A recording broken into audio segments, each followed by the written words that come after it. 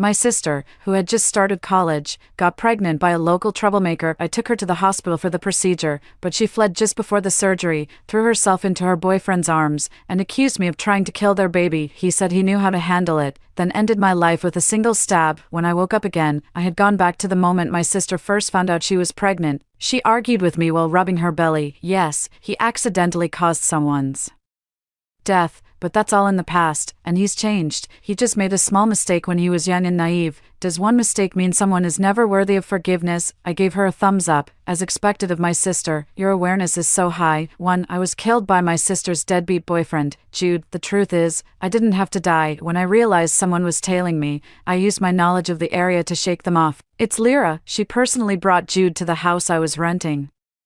With a fawning smile on her face, sis, I've brought Jude here. I think there might be some misunderstanding between you two. Then she screamed nonstop when he lunged at me with a knife. Jude grabbed me by the hair and threw me to the ground, my face covered in blood. I pleaded with her for help. Lyra, call the police. Hurry. She just kept screaming and crying uncontrollably. I thought she was terrified and urged her to run while enduring the pain. Jude turned to her and smiled. Hush, don't scream. You'll attract attention if you keep shouting. Don't be afraid, my dear. I only did this to her because she wanted to kill our child. I would never do that to you. I love you. Lyra's scream died in her throat, and even her sobs quieted. But Jude, she's my sister. My sister has always been so good to me. She's my only family in this world. Even if she was wrong, you can't just stop it. Stop right now. It's too late. Yes, it's too late. Long before Lyra could even voice her protest, Jude's blade had already slit my carotid artery. The last thing I saw before my consciousness faded was my dearest sister collapsing to her knees, with Jude gently gathering her into his arms. Don't cry. It's all my fault. It's okay that your sister is gone. You still have me, and we have our baby. From now on, I'll be the closest person to you. I promise I'll treat you twice as well. She kept pushing him away, and he kept trying to comfort her. Finally, she collapsed into his arms and broke down sobbing. How absurd, how laughable, and what did I do wrong? Lyra is my younger sister. She was born prematurely and has always been in poor health. Ever since she was born, all of our parents' attention has been focused on her. Before she was born, I was the little tyrant of the family. After she was born, the most common phrase my parents said to me was, Hope, you're the older sister. You have to let your younger sister have her way. Always put her first, understand? But I never resented her. On the contrary, I love her very much. I've also gotten used to letting her pick the best things first later. My parents died in a car accident. Then my grandparents and uncle took most of the family's property, but they refused to take care of us two girls. The other relatives also saw us as a burden. On the day our parents were buried, Lyra cried her heart out and patted her head. Don't cry, Lyra. You still have your sister, and she'll take good care of you from now on, right? Hope, she said it as a matter of course. I completely forgot that I'm only 3 years older than Lyra. I'm still just a 14-year-old girl. After that, I took on the responsibility of looking after Lyra. Lyra was delicate and a bit spoiled, unable to endure hardship and never having had to. My heart ached for her, so I always gave her the very best I could. In high school, I worked 3 part-time jobs to support both my own and Lyra's education. I was malnourished myself, often wearing dirty, worn-out clothes, yet I kept her well-fed and cared for. After high school, I made the resolute decision to forego further education and instead moved to the city to find work. My sole purpose was to free Lyra from any financial worries, allowing her to complete university comfortably and without enduring the hardships I faced. Yet, Lyra often blames me. She resents that I couldn't, like our parents, frequently buy her beautiful and expensive dresses. It's my fault for always wearing such shabby, old clothes around her and embarrassing her. It's my fault for always trying to control her, but I only ever had her best interests at heart. What exactly did I do wrong? How have I ever let her down? With a heart full of resentment and unwillingness, I slowly closed my eyes, but to my surprise, when I opened my eyes again, I had gone back half a month, to the time when Lyra had just found out she was pregnant. She argued with me while stroking her belly. Sis, I really misjudged you. I never thought you could be this kind of person. Yes, Jude accidentally caused someone's death in the past, but that's all behind us now. He's changed. He was just young and foolish. He made a mistake. Does one mistake mean a person is never worthy of forgiveness? Besides, I'm carrying his child. This is a living, breathing life. You're asking me to end it. How is that any different from murder? I stared at her blankly for a moment, then finally nodded gently. You're right. It's my fault. It's my fault. I shouldn't have taken care of you for so many years, knowing full well you're an ungrateful wretch. I still foolishly hoped you'd change, pouring my heart out to you. Go ahead and have the baby if you want to. I support you, sis." Seeing me like this, she was taken aback instead. "Weren't you just against it, saying he's a good-for-nothing punk, not only broke but also a murderer? I'm just starting college myself. If I had her, not only would I not be able to support her, but it would ruin my life as well. Didn't I just misunderstand? Didn't you say we should give people who dare to make mistakes a chance?" I gave her a thumbs up, as expected of my sister. "Your awareness is high. Besides, you two are truly in love. I'm your real sister, not some villain trying to break you apart. Of course, I have to respect your decision. It's manageable with the school too. You can take a leave of absence first, and then go back to continue your studies after having the baby. It might be harder to return to school after having a child, but you said Jude loves you, right? And worst case, there's his mother, too." I gave Lyra a thorough analysis, and after hesitating for 2 days, she decided to marry for love and have the baby. Without my interference this time, she quickly married Jude. They called it a wedding, but there was no official registration or ceremony. It was just a simple meal where the two families sat down together. Lyra was still in high spirits during the meal, holding Jude's hand. She said to me with a hint of pride, "Don't worry, sis, Jude treats me so well. We might not have much money now, but he promised he'll always be good to me. Once we're better off, he'll buy me anything I want. Honestly, sis, you should find someone soon too. You really need someone by your side who truly cares for you." I smiled but didn't say anything. Life after marriage wasn't as wonderful as she had imagined. Jude's mother, Agatha, was a well-known widow in our town. She raised Jude single-handedly with a tough and cunning personality. When she came to propose marriage with Jude, she already had her eyes on my parents' inheritance. Lyra's sister, you know, Jude was supposed to marry Lyra, and we would have had to give some betrothal gifts, but our financial situation, well, you know how it is. Thankfully, Lyra doesn't mind. "Oh, by the way, I heard your parents used to be quite wealthy. The estate, shouldn't it be divided among all the family members?" I really feel for Lyra. She's pregnant, and there will be so many expenses in the future. Could you lend us some money for now? We'll pay you back. Of course, the way this is being calculated is hitting me right in the face, yet Lyra seems completely oblivious, even looking at me with suspicion. My heart sank again. After some thought, I still took out a passbook and started calculating the account for her. This account should have been settled long ago. I remember a few years ago, Lyra fell in love with a designer dress in the shop window and asked me to buy it for her, but I refused. That night, Lyra blew up at me. She threw a pillow at me, saying I didn't treat her well at all. "You buy whatever you want for yourself, yet you can't even spare a dress for me." Back then, I felt sorry for her, thinking she was young and naive. I was also afraid she would feel burdened, so I didn't tell her the truth about our family's situation. I only said that the money our parents left, though not much, was enough to provide for our basic needs and for her to finish college. To my surprise, she actually thought I was hoarding the family money and unwilling to spend it on her. She never stopped to consider, if I really had money, why would I be working multiple jobs a day? "Do you think it's because I love working and enjoy suffering?" I gave her all the money my parents had saved over the years, 10,000 yuan in total. Lyra was shocked when she got the passbook. "Is that all?" I nodded. "Yeah, if it weren't for my part-time jobs over the years, there would be even less money here." I didn't want to give her this money, but if I didn't, it would only lead to more trouble. I don't want to waste any more time with her. She very naturally slipped the passbook into her pocket. I just smiled without a word. Then, on the very day Lyra moved out, I packed up in a hurry and relocated to the neighboring city. All these years, I've been living for her. No, I want to start living for myself. 3. I rented a small single room and changed my phone card with the money I had saved from my salary, which was meant as a dowry for Lyra. I completely cut off contact with Lyra, yet I still often hear news about her. A friend told me that Lyra is not doing well. It was said that things started out pretty well. Her husband doted on her, and her mother-in-law treated her nicely, but then, at some point, things changed. She had to do all the housework, washing, cooking, cleaning, while heavily pregnant. Whenever the dishes were too salty or too bland, her mother-in-law would pull a long face and start yelling. You could hear her shouting from far away, and her husband, who claimed he was looking for a job, hadn't found any decent work after a month or two. He often asked her sister for money. I've heard them arguing several times. The man just keeps repeating the same line. "She's my mom. What do you want me to do? Can't you just listen to what she says?" Finally, she asked me again, "Hope, don't you feel sorry for her?" I paused for a moment. "Don't tell me anything about her anymore, and don't give her my phone number or let her know my whereabouts. After everything that happened in my previous life, I finally realized that everyone has their own destiny. The only one who can save yourself is yourself. Let go of the urge to help others and respect their fate. I transferred into a third-rate high school as a repeater. It's not that I didn't want to go to a better school, but given my grades and my circumstances, this was the only place for me in.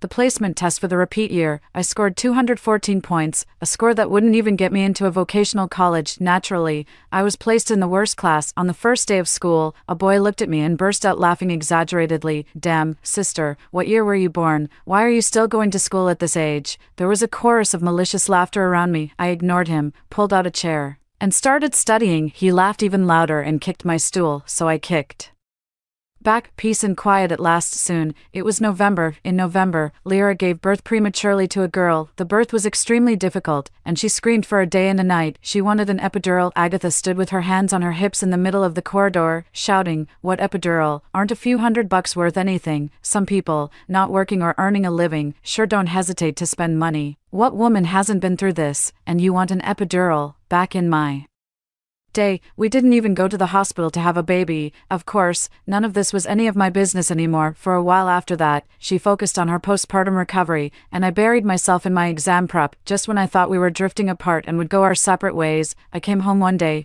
opened the door, and suddenly realized the lock on the rental room was broken, and the door was slightly ajar. In the cramped room, Lyra sat in a chair, holding the fruit I bought a few days ago. Her child was carelessly placed on my bed, kicking and wailing loudly. Seeing me, she seemed to see a savior. "Sis, come over here quickly, the baby has peed again." For I didn't need her to tell me that, since she didn't put a diaper on the baby, it ended up peeing on my bed. It was impossible to miss that yellow puddle and the soiled diaper, fresh off the baby and stained with brown, lying right beside it. I took a deep breath. "What are you doing here?" she said with clear resentment. "I should be asking you, how could you just move away without a word? If Auntie's friend hadn't spotted you around here, I'd have no idea where to find you. Are you even my sister? You didn't even come to help me after I gave birth. Do you have any idea how that old witch Agatha treated me, just because you weren't there, because I had no family to back me up?" She was getting more and more animated as she spoke. I pointed at the broken door. She wore a look of triumph. "Jude helped me pry it open. Pretty impressive, right, me? This is just too much to handle." I turned cold. "I can't take care of you. You need to go back."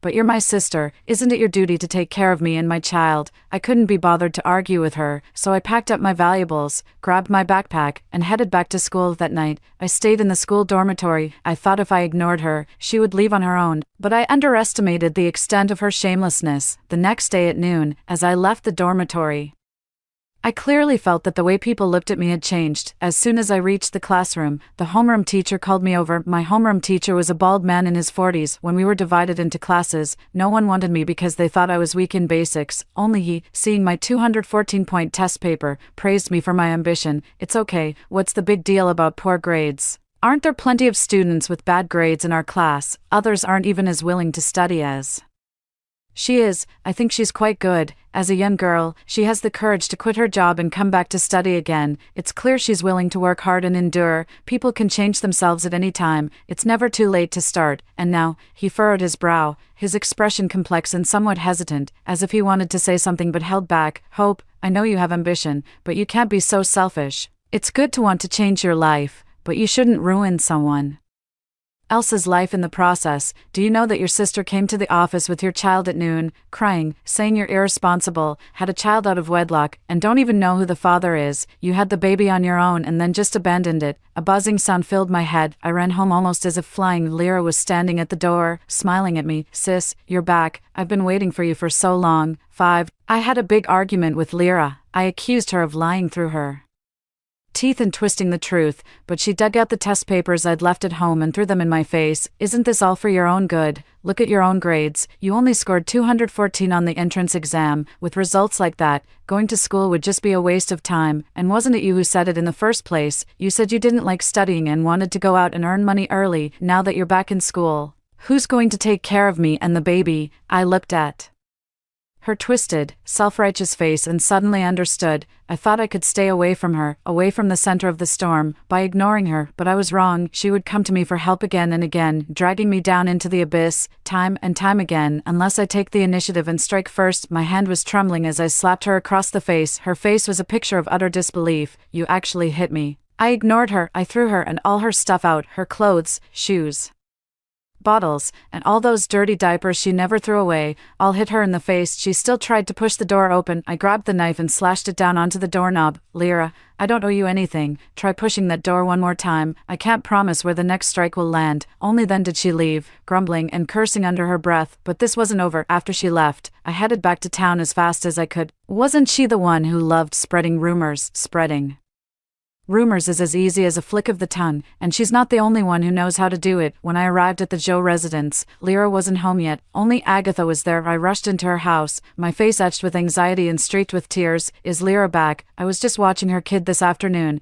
and all I did was say a couple of things to her. Next thing I know, she's run off with the child and smashed her phone. Agatha always knows how to get to the point. Not only was she not in a hurry, but she also sat back, munched on melon seeds, cursed a few times, and then asked me, "What did you say to her?" "Actually, it's nothing much." I pretended to be very hesitant, stammering and unwilling to say more. That's exactly when Lyra came back. The moment she saw me, she instinctively lunged to attack. I quickly ducked behind Agatha. Her slap landed squarely on Agatha. Instead, I hid behind Agatha, gasping in shock. "Lyra, how could you? It's one thing to tell me you want to kill your mother-in-law, but to actually..." Agatha flew into a rage, rolling up her sleeves and striking back. "Oh, you little wretch." Agatha is not like me, the woman in her 40s, accustomed to farm work, slapped Lyra, sending her to the ground with a swollen face. Agatha has regained her composure. She seized on my earlier words and snorted coldly. "What else did she say? Spit it out." I continued to stammer. "Lyra just wants you to show her a bit more care, even though she gave birth to a girl. This time, she's still a child of the Joe family." Agatha blew up even more. "Oh, so I haven't been good enough to her. I serve her 3 meals a day. What's next? Should I light incense for her every morning too? Back in my day, what new mother didn't get right back to work in the fields after giving birth? She thinks she's so precious, and all she had was a girl." I hurriedly apologized on Lyra's behalf, while also pouring fuel on the fire. Before leaving, I pulled Lyra aside again. Dutifully playing the role of a good older sister, she shook off my hand, looking at me as if I were her sworn enemy. "I don't need your fake concern." I just smiled good-naturedly, pretending to lower my voice. "Lyra, I'm doing this for your own good. You shouldn't come looking for me anymore. I know you miss me, but you should be more careful. The senior you confessed to in high school is now teaching physics at the school where I'm repeating my studies, and you went to the school again today on purpose. I know you don't mean anything by it, but your husband and your mother-in-law treat you so well. You should cherish that." Lyra's eyes widened in disbelief. The next second, Agatha burst out, bidding me farewell with a forced, insincere smile. Long after I had left the alley, I could still hear her curses and Lyra's cries of pain. She had tried to explain, but no one believed her. Who doesn't know I'm not good to Lyra? And Lyra is spoiled, a liar, and always throwing little tantrums. If one of us is lying, it must be her. Walking under the moonlight, I let out my first genuine smile of the evening. If I don't deal with her, someone else will. Every villain meets their match. 6. Life seemed to have returned to normal, except for the growing whispers and rumors. Plenty of people already mocked me for repeating a year at this third-rate high school, for being a perennial straggler, and for having the audacity to try and study hard, to be a good student in a place like this. You see, when you're stuck in a wretched environment, surrounded by dirt and debris, even striving to better yourself becomes a fault. After Lyra's little scene, their jeers took on a more suggestive, salacious tone, but I never paid any attention to that. My entire world had shrunk to just 2 words, the college entrance exam. Nothing remained but the grind. It's just that, in the end, I'm only human. What clever people grasp in one go, I need to study over and over. Passages others memorize after one reading, I have to recite a dozen times, but that's okay. If one time doesn't work, try twice. If twice doesn't work, try 10 or 20 times. If that still doesn't work, I can always ask the teacher. Even though many teachers look at me with strange expressions, they wouldn't refuse a diligent and eager student. That's just how I was. Whenever I ran into a problem I couldn't solve, I'd chase after the teacher, pestering them with questions. As I kept at it, those strange, judgmental looks from others gradually faded away. They were replaced by nods of approval and sighs of admiration. In the first mock exams, I scored 512 points, rocketing from the bottom of my grade at enrollment to top of my class and within the top 10 in the entire year. I was just 10 points short of last year's first-tier university cutoff. This score is quite good for a third-rate high school like ours, but I know it's still far from enough. I must work even harder. The day the mock exam papers were finished, the homeroom teacher held up my paper and said several good S's in a row. Finally, he looked at me, his eyes slightly red, and let out a long sigh. He said, "Hope, you're a good kid, and the teacher understands. Don't overthink it, just boldly go your own way, treat others' doubts as mere will-o'-the-wisps, and boldly walk your own night path." I nodded emphatically. The days slipped by, marked by the sound of morning study and the solitary lamp at night. But the peaceful days didn't last long before I ran into Lyra again. It was at the school gate, a constant stream of people. This time, she shed her usual air of arrogant entitlement and wept, looking utterly pitiful. "Sis, I know I was wrong before. Could you possibly lend me some money?" She told me her child had developed severe meningitis because a fever wasn't treated in time, and they urgently needed 30,000 yuan to save its life. I wanted to take Fiona to the hospital, but Agatha wouldn't let me, she said. She said it's common for kids to have a fever, and there's no need to go to the hospital. Just give her some medicine. But Fiona didn't get better after taking the medicine, and she told me to wait a bit longer, so I waited, and by the time I got her to the hospital, the child was already convulsing. "Sister, you're the child's aunt, you can't just stand by and do nothing." I asked her with a blank face, "Where would I get the money? Didn't I give all my money to you, and the money Dad left behind? Didn't you take that too?" She just kept on crying and repeating herself. "If you have money for an education, how can you not have money for your child's treatment? I know I was wrong before, but I've already apologized. What more do you want from me?" The onlookers whispered and pointed. Lyra saw this and pretended to kneel down to me. I had intended to walk around, but seeing this, I didn't, and even gave her an encouraging smile. "What's wrong? Aren't you going to kneel? Go ahead." She was choked. I asked, "Are you out of money?" She nodded, so I continued smiling and spoke out loud, "No way, no way. If you have money to live, how can you not have money to see a doctor for your child? Look at that sour stench on your breath and the beef stuck in your teeth. Had pickled cabbage beef noodles for lunch, didn't you? Must be nice. Way better than the plain steamed buns and free soup from the school cafeteria. What? You're going to sell your blood? Fine, go ahead. Just remember to pay me back the money I spent on your education once you're done. I need it for my own studies." 7. But in the end, I guess I'm still a good sister. On the third day of Lyra chasing me down, I gave her a clear path forward. I told her that our mother once had a gold bracelet and a pair of gold earrings, which were taken by our uncle during the chaos after our parents' passing. If she could retrieve those items, I would be willing to give her the 30,000 yuan for her urgent need. This is true. Back then, I went to my uncle's house to demand them back, but he turned the tables on me and kicked me out of his house. Now everything is fine. After I told Lyra, her dear husband Jude started bringing a group of brothers to their house every day to have tea. After a few days, they actually managed to get the items back. I carefully put the 2 items into my backpack and gave Lyra 20,000 yuan. Lyra took the money, not forgetting to shoot me a glare while muttering resentfully under her breath, "I knew you had money. Where's the other 10,000? I spread my hands innocently. "I'm really tapped out. I had to borrow this. As for the remaining 10,000, I can't come up with it, but I can get your husband a job. Once he's working, the money will come, right? I got Jude a job as a bouncer at a bar at 8,000 a month in our small town. This is an extremely high salary. In fact, I don't have the connections to introduce him to such a job. I was able to introduce him to this job thanks to another person, the female owner of the bar, Scarlett, the mother of the boy who, 10 years ago, was bullied by Jude, pushed into a pond, and drowned. On his very first day at work, Jude asked Scarlett for an advance on a month's salary, using his child's illness as the reason. Scarlett asked him just one question: "Are you raising the child alone?" A single dad, who knows what Jude was thinking, but he actually had the gall to nod in agreement. After that, Scarlett felt sorry for him and, with a generous gesture, advanced him 3 months' salary. Ironically, it's worth mentioning, a decade later, Jude had long forgotten the wrong he did at the age of 13. After all, the matter was eventually dropped without even an apology. He could hardly recognize that the female boss in front of him was the same woman who, 10 years ago, had nothing and could only wail and scream in front of him, demanding he pay for her life. Yet, the pain in the hearts of the victim's family will never be erased by time. After that, Scarlett often invited Jude out for drinks alone, inquiring about his love life, and subtly letting him know about her recent investments in several projects and stocks. Jude asked, so he smiled and waved his hand, revealing the fake Patek Philippe on his wrist, trying to hide the truth. Actually, I don't make much money. He then lifted his chin and smiled, but if you want to give it a try, I can show you the ropes. At first, Jude only dared to invest a small amount, but as his capital kept doubling, his confidence grew. Seeing that the timing was right, I went to the Joe residence. I met with Lyra and slipped Scarlett's lipstick into Jude's suit jacket, which he had just taken off and hadn't had a chance to wash. Lyra fell for it. As expected, that very night, she called me, first blaming me for introducing such a job to Jude, which led him to succumb to temptation. Second, she just cried to me. She asked me, sis, what should I do? Honestly, I don't know why she came to me crying even after we had a falling out. She must have been truly at her wit's end, with no one around she could confide in. I simply asked her one question: do you think this is your husband's fault, or his female boss's? It's obviously the boss's fault. How could our Jude possibly be at fault? If it weren't for her, Jude would never have succumbed to temptation. She must be old and can't stand being lonely. What a shameless woman. I went along with her thoughts and encouraged her to confront the female boss. If I go, Jude won't blame me, will he? She hesitated a bit, but she went.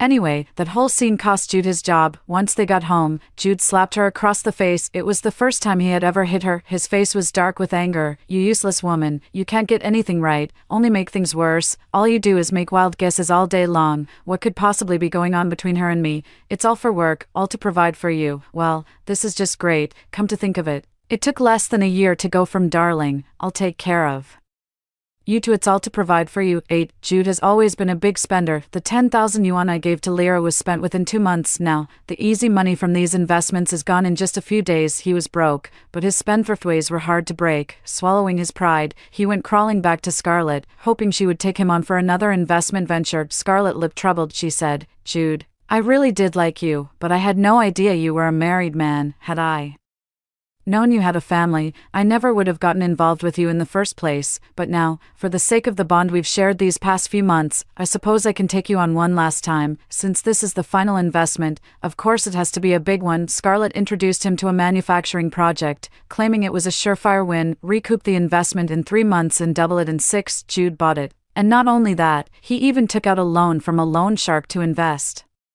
Before he borrowed the money, Lyra had hesitantly asked me about it. Sis, do you think it's reliable to borrow from loan sharks for investment? I replied, it's not a big deal if the investment yields high returns and you can repay the loan. But what if I can't repay it? Well, don't you know, loan sharking is illegal. There have been cases where people borrowed from loan sharks and refused to repay, and in the end, the loan sharks couldn't do anything about it, and the matter just fizzled out. Really? Her tone noticeably lightened. Of course it's true. If you can withstand their debt collection tactics. I stopped worrying about what happened after that, because the college entrance exam was right around the corner. I focused entirely on preparing for the college entrance exam. When I walked out of the exam hall, everything was settled. The industrial company Jude invested in ran off with the money. Scarlett's bar also shut down, and she had long since moved to another city to live. Meanwhile, Jude and Lyra are being hounded by debt collectors daily because they can't repay their loan shark debts. Rumor has it they haven't left their home in over a month. The words "pay your debt or pay with your life" were spray painted in big letters on his front door. He used to take his buddies to other people's homes for tea, but now others come to his house daily with knives for their own tea sessions. I never expected things to escalate to such an extreme. Lyra's child passed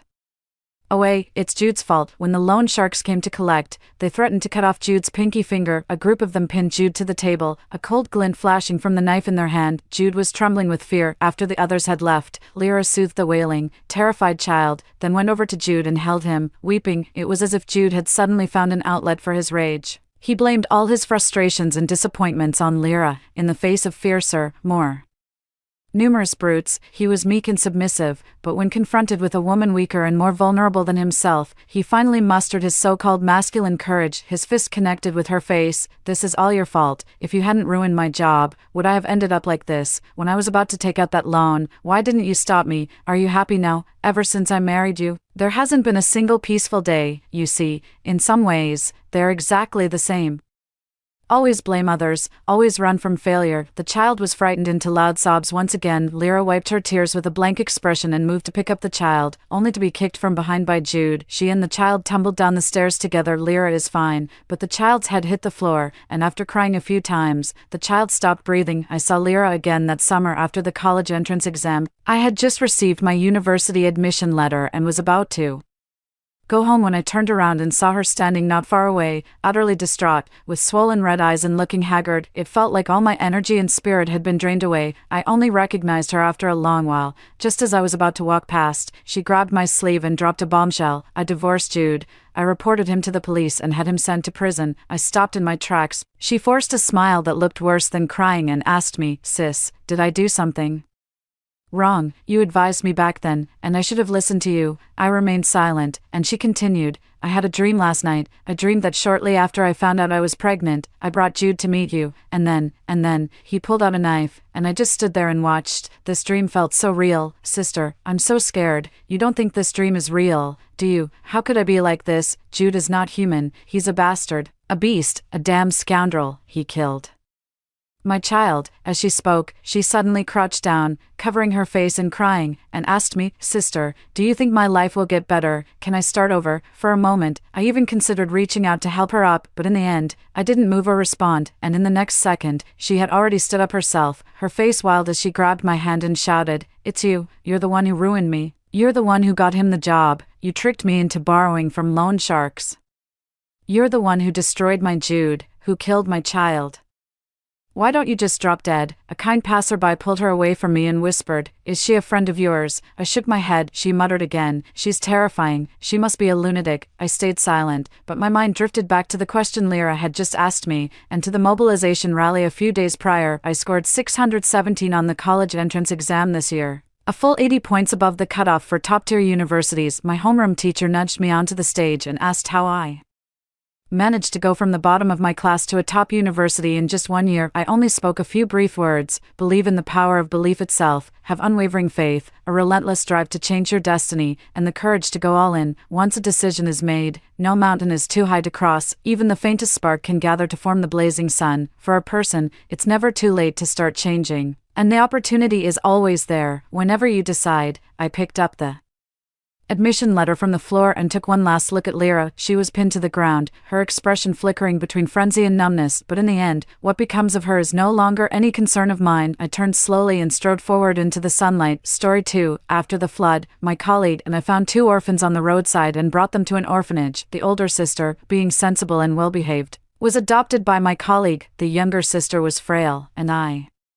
couldn't bear to leave her behind, so I took her in. I took her to the hospital for treatment, supported her through her studies, and eventually sent her abroad for university. Years later, while traveling in the mountains with a colleague, an earthquake struck in the afternoon, leaving us both injured. With medical resources scarce in the immediate aftermath, she chose to prioritize my less injured colleague. Despite my critical condition, I'm sorry, but Fiona's mother needs it more. I stared at the superficial scratch on Fiona's leg, then down at my own body, bleeding out. Now I finally understand. I was never her first choice. It was always Fiona she wanted to adopt, the one with better prospects. I died from severe injuries. After being reborn, I found myself back on the day I met the sisters. Winter, I'm so cold. Mom, I lay on the stretcher, my face pale, feeling chilled to the bone from blood loss. Winter was holding a blood bag in her hands. Seeing the plea in my eyes, she hesitated for a moment before resolutely walking away from me. I'm sorry, but Fiona's mom needs it more. Fiona and I share the same blood type. I glanced at the minor cut on Fiona's leg nearby, then looked down at my own body weakened by severe blood loss. My strength failed me. The hand clutching her sleeve went limp and slipped away as she quickened her pace. Winter, I hoped she would have a pang of conscience,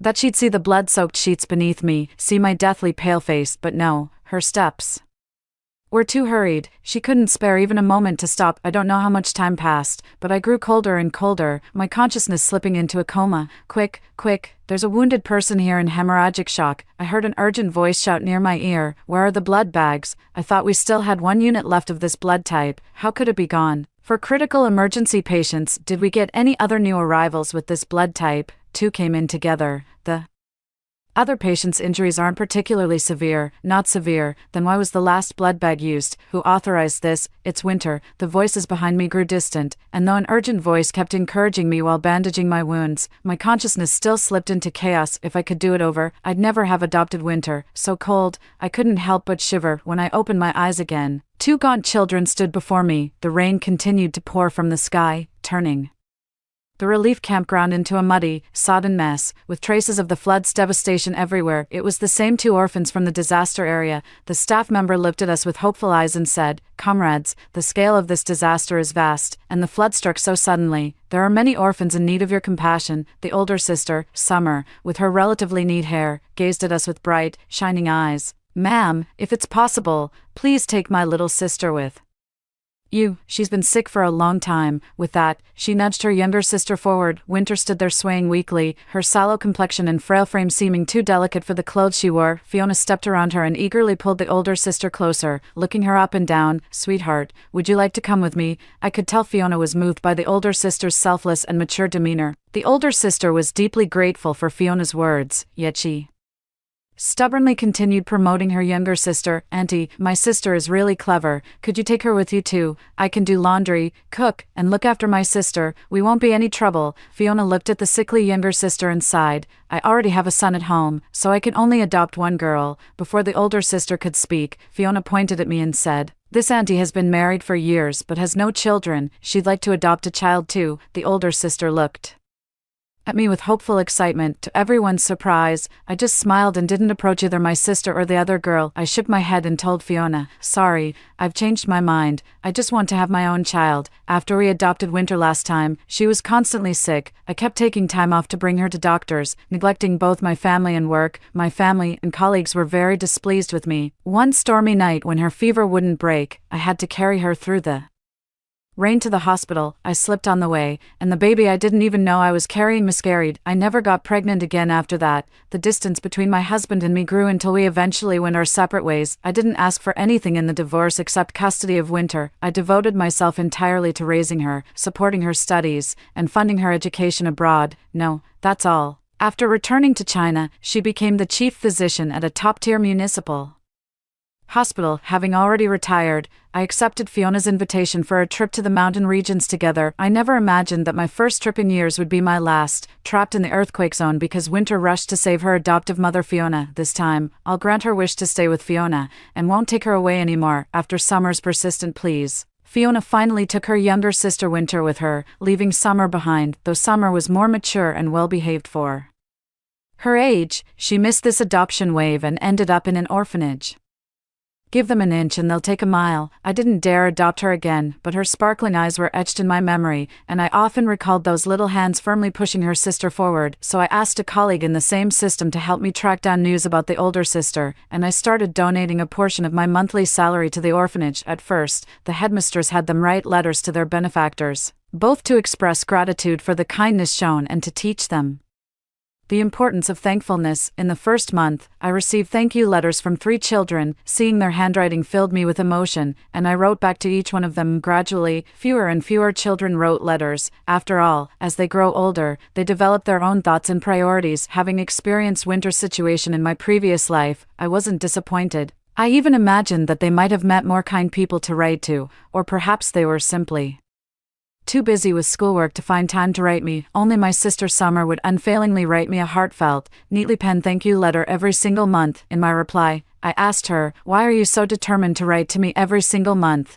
In her next letter, she told me that ever since her sister Winter was adopted, Winter had never reached out to her, yet she still worried about her sister and wanted to know if she was doing well. Since I happened to know Winter's adoptive mother, Fiona, I could occasionally hear some news about her. More importantly, she was deeply grateful that I consistently sent money to the orphanage every month. Being so young, the only thing she could do to express her gratitude was to write me a thank you letter. I just smiled and didn't give it much thought. I follow my own heart. I don't need anyone else's approval. I give out of the goodness of my heart. Perhaps distance lends enchantment. If I don't adopt this child, it won't be my concern, and I Won't be disappointed. 3 months after returning from the disaster-stricken area, I found out I was unexpectedly pregnant. Could it be the child from my previous life who never made it into this world? Tears streamed down my face. My husband was incredibly attentive, taking care of everything around the house and shuttling me to and from work. Our relationship grew even stronger. The neighbors joke that I've become the apple of everyone's eye at home, free from household burdens. I threw myself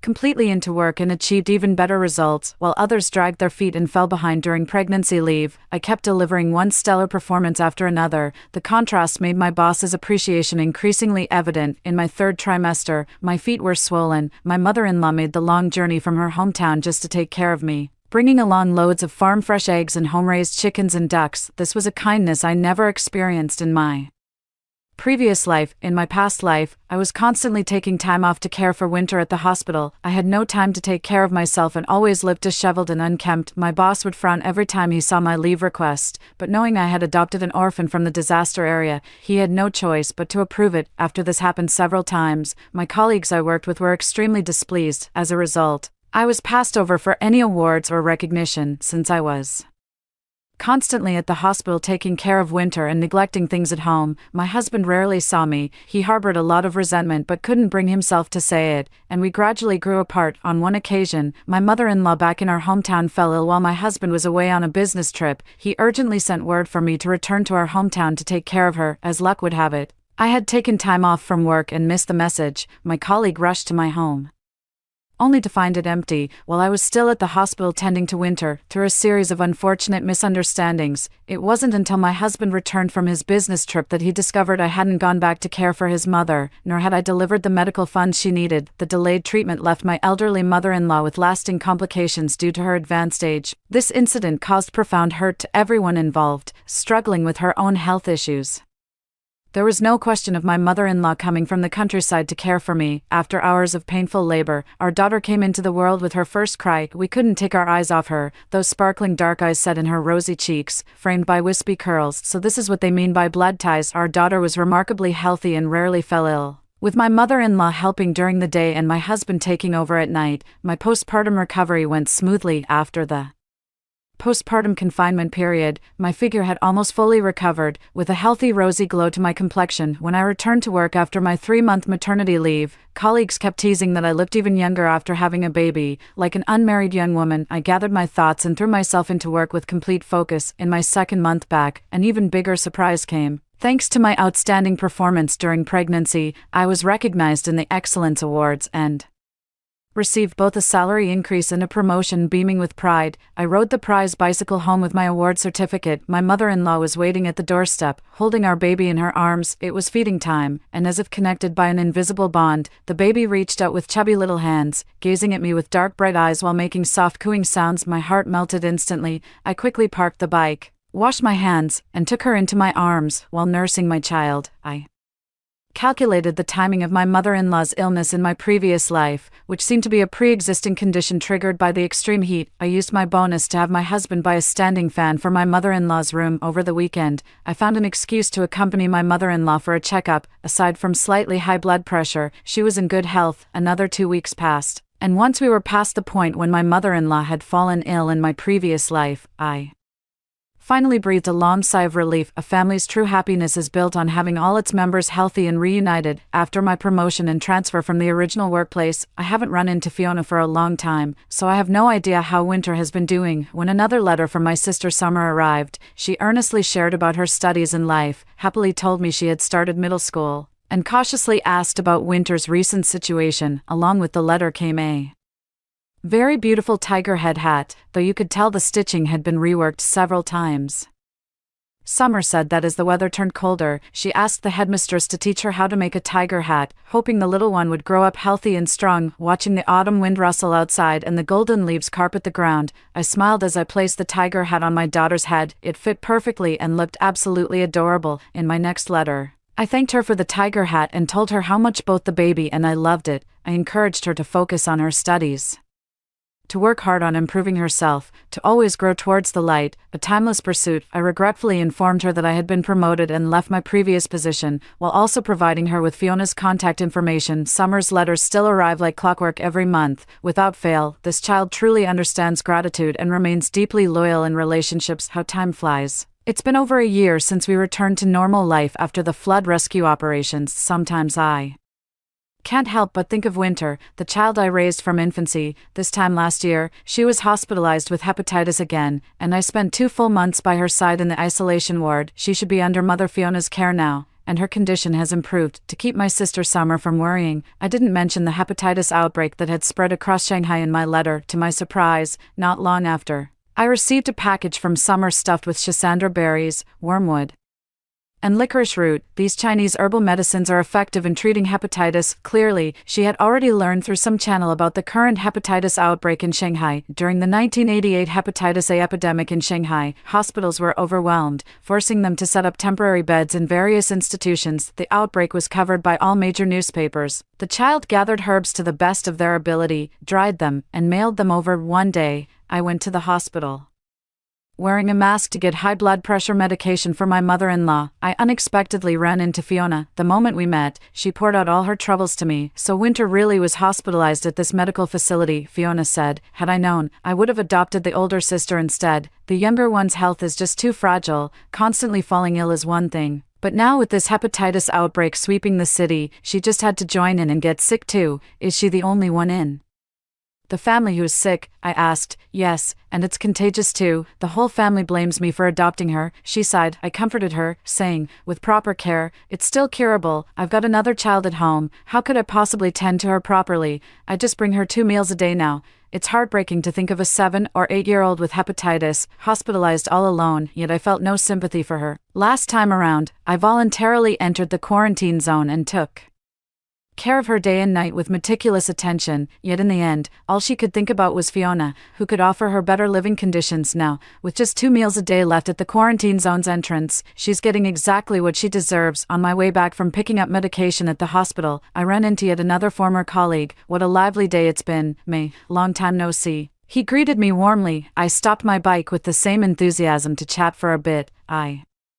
just ran into Fiona. She was taking food to her child at the hospital. Oh, bringing food, huh, he said with a meaningful tone. It turns out Fiona's family had long been unhappy about adopting the sickly child. When Winter was in good health, she had to accompany Fiona with chores like cleaning and laundry. The family would turn a blind eye to it. Since the citywide hepatitis outbreak, Winter's poor health made her the first to fall ill, and the disease is contagious. She was quickly admitted to the hospital. It's not even 2 meals a day. Sometimes they only deliver once because they can't be bothered, my former colleague remarked. I was at a loss for words, a mix of emotions swirling inside me. I made an excuse about needing to look after the child and took my leave. Not long after, when I received another promotion, my husband Gary proposed taking unpaid leave to start his own business. Gary, don't just focus on others making money. We have May and the child to think about. What if you lose everything? My mother-in-law expressed her deep concern. I understand how the elderly woman feels. Raising her son all by herself was no easy feat, and she doesn't want him taking any risks. There were also some unspoken concerns. With my recent promotion, my mother-in-law worried that if Gary lost money, our family would fall apart. I took my mother-in-law's hand and gently patted it to comfort her. Mom, everything has its pros and cons. We can't just focus on the negative. This time, I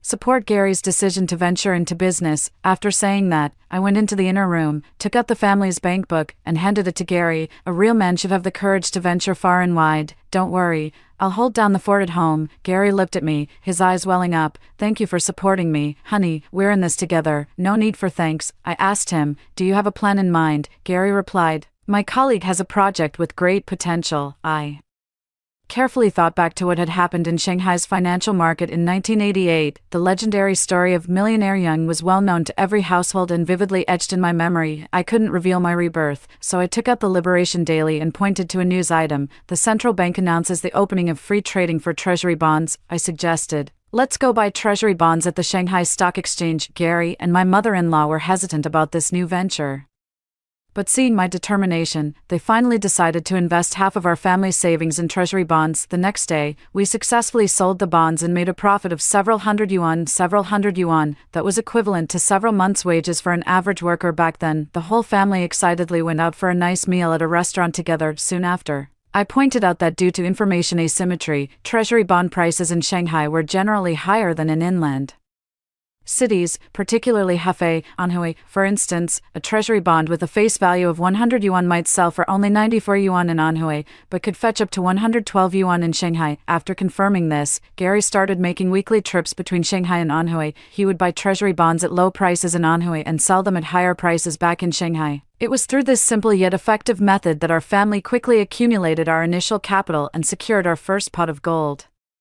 As treasury bond profits began to decline, we shifted our focus to the stock market. Over the years, riding the wave of economic growth, our family income has steadily increased. Gary's company allocates a portion of its annual profits to establish charitable donation funds and educational foundations, supporting scientific research initiatives while actively fulfilling corporate social responsibilities. By the time our daughter started elementary school, we had moved from the company housing complex into a charming townhouse. One weekend, while I was treating her to KFC, the server who politely placed our tray on the counter looked strikingly familiar. Throughout her shift, this ponytailed server kept glancing back at me repeatedly while delivering orders. As we were about to leave, she approached me and asked tentatively, "Excuse me, are you Aunt May? 9 months of pregnancy culminates in a single day of delivery." I was taken aback. "I'm Summer, Winter's older sister." She introduced herself with such poise. Then I remembered, this was the remarkable young woman who had earned her place at a university in Shanghai through sheer determination. After verifying the information, I sent her a sum of money to cover her first year's university tuition. "Auntie May, thank you for your support over all these years." Right in front of everyone in the restaurant, she gave me a deep, gracious bow. People around us overheard, and a smattering of applause started, gradually growing into a full round of clapping. What a kind soul. My child really made us proud. They scored high enough to get into a university in Shanghai. That's no small feat. With a slight blush, I gestured to everyone and said, "I didn't do much, I just gave a helping hand when I saw a hardworking kid striving to move forward." To my surprise, after I finished speaking, the applause grew even more enthusiastic. My daughter lifted her little face, flushed with excitement. "I want to be like my big sister, go to college and eat at KFC," in her little mind. Coming here meant one thing, KFC. A wave of good-natured laughter rippled through the room. Our daughter lifted her little head even higher, glowing with the implicit praise. "Sweetheart, this lovely lady right here is the one who handmade your tiger hat." After hearing my explanation, my daughter looked at Summer with sparkling eyes and thanked her sincerely. I've always hoped my daughter would grow up to be a child who knows how to be grateful. That's why when we first received the tiger hat from Summer, I carefully stored it away. As my child grew, I waited until she was old enough to understand, so I could tell her about the beautiful wishes someone once made for her. I left my home address with Summer and took the child away from there. Another weekend came around, and Summer showed up at my door with a bag of fruit. "Sweetie, could you pour a glass of water for Summer?" I told my daughter. In her past life, Winter was weighted on hand and foot for everything except her studies. This made me realize even more that character is just as important as academics. That's why I don't spoil my daughter and make sure she handles tasks within her capabilities. Summer is such an outgoing and warm-hearted child, so she's adjusted really well to her new school life. "Auntie May, your support completely changed my life. Now I want to help others with my own hands too. I volunteer at the welfare center for half a day every weekend." "You're so amazing, Summer. Mom always says I should learn from you." A little head popped up beside us, her head full of tight curls, just like her father's. No amount of brushing could straighten them. I smiled and gently smoothed her hair. "Really, I'm so proud too, because I've always looked up to your mom. She's a truly remarkable person." What does remarkable person mean? It means someone who perseveres in what they do, staying true to their original intentions without ever wavering. Then what does original intentions mean? I believe Aunt May had a kind heart from the start, wanting to help others and make life better. "Oh, then I want to be an amazing person too," my daughter said, tilting her little head and nodding with conviction. She was utterly adorable, and we all burst out laughing. The mood was so lovely, but then somehow the conversation shifted to Winter. A few years back, Fiona's family was well off. Winter didn't want anyone to know she was adopted, and she was also afraid Summer would ask her for money, so she never replied to her sister's letters. When Winter learned her sister got into college this year, her attitude suddenly became fervent. She started writing almost weekly letters, pouring out her struggles and how much she missed her sister. Had she remained an orphan at the Welfare Institute, Winter would have stayed that quiet, unnoticed little sister. Even so, Summer only wrote back to comfort and encourage her, urging her to study hard and repay the kindness of Fiona's family who adopted her. Unexpectedly, Winter never responded to that topic. Instead, she'd complain about not having new dresses to wear, her backpack being 2 years old, and occasionally having to do chores after school. To be honest, these letters left Summer deeply disappointed. Let's not forget, Fiona's original adoption plan was clearly for the older sister. In Summer's eyes, those 6 or 7 years of care were truly remarkable, something that deserved gratitude and reciprocation, yet the younger sister seemed completely oblivious, blind to others' efforts while hyper-focused on their slightest shortcomings. I let out a quiet sigh. It took me an entire lifetime, sacrificing my family, my marriage, my own child, and 20 years of my youth, to finally see the truth. There's no need to invest deep emotions in someone who's cold-hearted and ungrateful. I never expected Winter to show up at my door. The girl standing outside looked even more frail and pallid than in my previous life. I asked her calmly, "Who are you looking for, young lady?" Her face lit up with joy as she took my hand, swinging it playfully just like in our past life, and cooed, "Mom, it's Winter, I'm back." "You've got the wrong person," I replied, still cold and distant. "No, I haven't, Mom. I've remembered everything lately. Did you get Reborn right from the time you adopted us? Otherwise, why would you have given up on adopting a child?" She was emotional and began to accuse me in her words, as expected of a mother and daughter who have been together for over 20 years. They understand each other's actions, thoughts, and feelings over the years perfectly clearly. "Oh, then why did I adopt you in the first place?" I said, looking into her eyes. Her gaze drifted for a moment. "After over 20 years as mother and daughter, how could you bear to cast me aside?" "Cast you aside? Weren't you properly adopted by Fiona's mother?" She looked as if she'd been struck speechless, her mouth opening and closing. "That's not the same thing. What's different this time? Am I supposed to go through all the hardships again to cure your illness like in our previous life, or tutor you day and night, fund your overseas studies until you return as a chief physician, just like before? Mom, you can see I'm still promising student material. Please take me in like you used to. I'll make it up to you someday." Winter isn't very well liked at Fiona's place these days. She's overly sensitive and fussy, throwing tantrums at the slightest disagreement. I've heard multiple times they've argued so badly they threatened to cut ties, so that's the scheme she's been plotting all along. I let out a bitter laugh. "How exactly do you plan to repay me?" "By sending away the last bag of blood during an earthquake and letting me bleed out." At that, Winter's face went pale. After only a moment, she started making excuses again. The situation was unusual back then. "Did you not know Fiona's mother had other bleeding points?" I just smiled, not wanting to continue the conversation with her. "You should leave now. Let's just pretend we never met," I said, showing my guest the door. "Mom, if you don't want to adopt me, could you at least sponsor my education?" Winter had some nerve. "We are complete strangers," I reiterated. "You have so much money in this lifetime, and you're willing to support my sister. Why can't you do the same for me? Only those who are grateful deserve others' kindness,"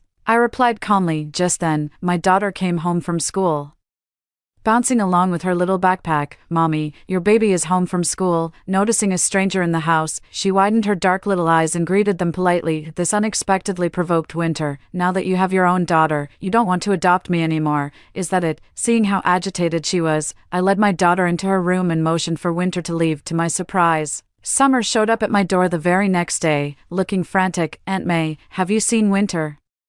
she asked urgently. "For some reason, Winter keeps insisting that you were the one who adopted her in her past life." I kept my composure and waited for Summer to continue. "Last night she asked to meet up. She was furious, completely worked up, and kept demanding to know why you had to have a biological daughter of your own." She bit her lip and continued with some difficulty. "Auntie May, I think Winter holds a lot of resentment toward the baby. It also seems like she's gotten involved with some shady people. You should keep a close eye on the baby's safety lately." I thanked her and patted her shoulder. "Time flies. You've been in Shanghai for 3 years now, and you're about to graduate from university. You should focus your energy on your studies. Winter is already 18 years old. She should be able to think for herself, and you shouldn't overprotect her. She needs to understand how the world works and learn to take responsibility." Summer nodded earnestly, the look in Winter's eyes when she left yesterday sent chills down my spine. It was sinister and malicious. So that very night, Gary and I got everything ready. In this life, our paths weren't meant to cross. Growing up as orphans was hard enough, and I never intended to seek revenge. Gary's business has really taken off these past few years, and he has good pull with the police. When they heard my daughter was in danger, they had plainclothes officers patrolling near her school entrance today. But if she dares lay a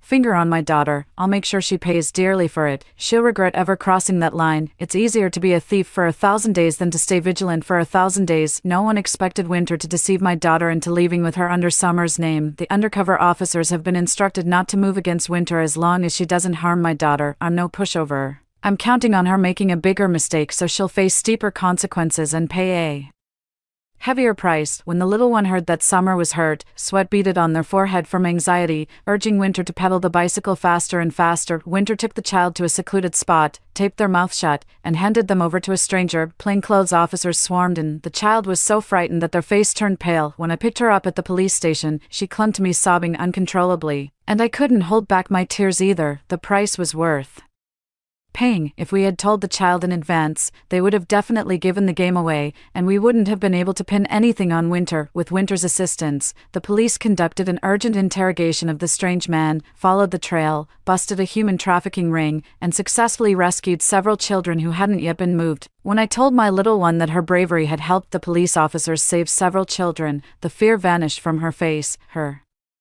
cheeks flushed pink, and she beamed with pride, looking every bit like a little hero. I saw Winter and Summer again in the courtroom. When Summer spotted me, her face turned bright red with shame. Overwhelmed with guilt, she kept apologizing. "Auntie May, I'm so sorry to you and your baby." I smiled graciously and said, "Summer, this wasn't your fault." Seeing Summer and me in the courtroom, Winter turned pale with rage. "You're not my sister," she snapped. "I don't have a sister who would send her own sibling to jail." Then she screamed at me again, "You're not my mother anymore. Now that you have your own child, you've stopped caring for me, so that's your justification for trying to kidnap my daughter?" I asked, looking at her calmly. "Yes, she never should have existed in this world. No one is born with an obligation to sacrifice themselves for others." Winter's face darkened at my words. "I just turned 18. And your daughter wasn't even kidnapped. Why won't you let this go?"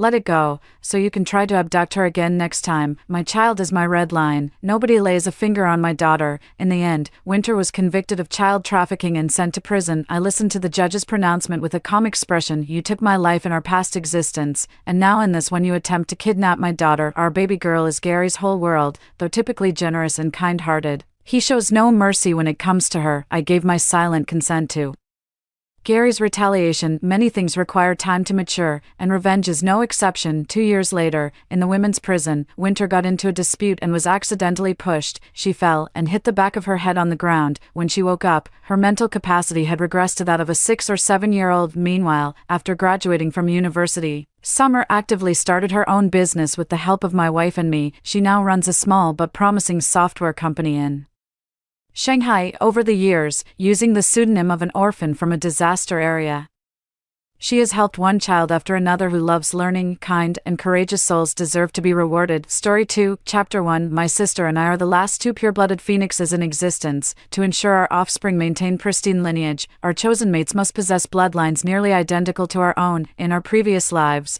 my sister took a peacock on the verge of phoenix transformation as her consort, while scheming to wed me to a common barnyard fowl. Yet fate proved cruel. The peacock failed its heavenly trial and turned to ashes, leaving my sister gravely wounded by divine retribution. Meanwhile, that humble chicken emerged reborn from the marrow-cleansing pool, miraculously attaining phoenix form. Consumed by bitter envy, my sister detested me to her core, ultimately detonating her golden core in a desperate attempt to destroy us both. When I opened my eyes again, I found myself back at the moment when our clan arranged for my sister and me to choose male consorts. This time, she clung stubbornly to that scruffy rooster. I smirked coldly. Apparently I wasn't the only one who'd returned. "I don't care, I choose him." The clamor around me snapped me back to reality. Not far away, my sister Lyriel was clutching that motley feathered barnyard fowl, deaf to all the elder's attempts at persuasion. With no other choice, the elder turned to me with a pleading look. "Phoenixa, talk some sense into your sister." As the elder spoke, Lyriel's gaze locked onto Me, one glance was all it took. She'd clearly been reborn just like I had. The venom in her eyes mirrored exactly how she'd lived in our previous life when we perished together, seething with jealousy and hatred. Her glare carried an unmistakable warning, as if commanding me to stay out of her affairs. I replied, "My sister has always been perceptive. She must have recognized this humble fowl's extraordinary nature. In my opinion, we should respect her choice." After our parents' passing, Lyriel and I became the last two pure-blooded phoenixes in this world. To preserve our lineage, the elders sought promising youths from every avian clan as potential consorts. As the saying goes, all birds pay homage to the phoenix, the undisputed sovereign of winged creatures. But beyond being born as phoenixes, there exists another path. Ordinary birds may transcend mortality through celestial trials and be reborn as phoenixes. Yet this path is perilous beyond measure, a near certain death. For nearly 100 millennia, no new phoenix has arisen through this crucible. The elders once visited us in private, declaring that whoever between Lyriel and I could produce offspring of purer bloodline would be recognized as the rightful heir. In our past life, Lyriel took one look at that dazzling peacock and forbade me from competing for its favor. I never argued with her over such matters, let her choose whomever she pleased. But who could have guessed, after claiming that peacock, Lyriel secretly schemed against me. By the time I felt my limbs grow weak and a sinister fire burning within my belly,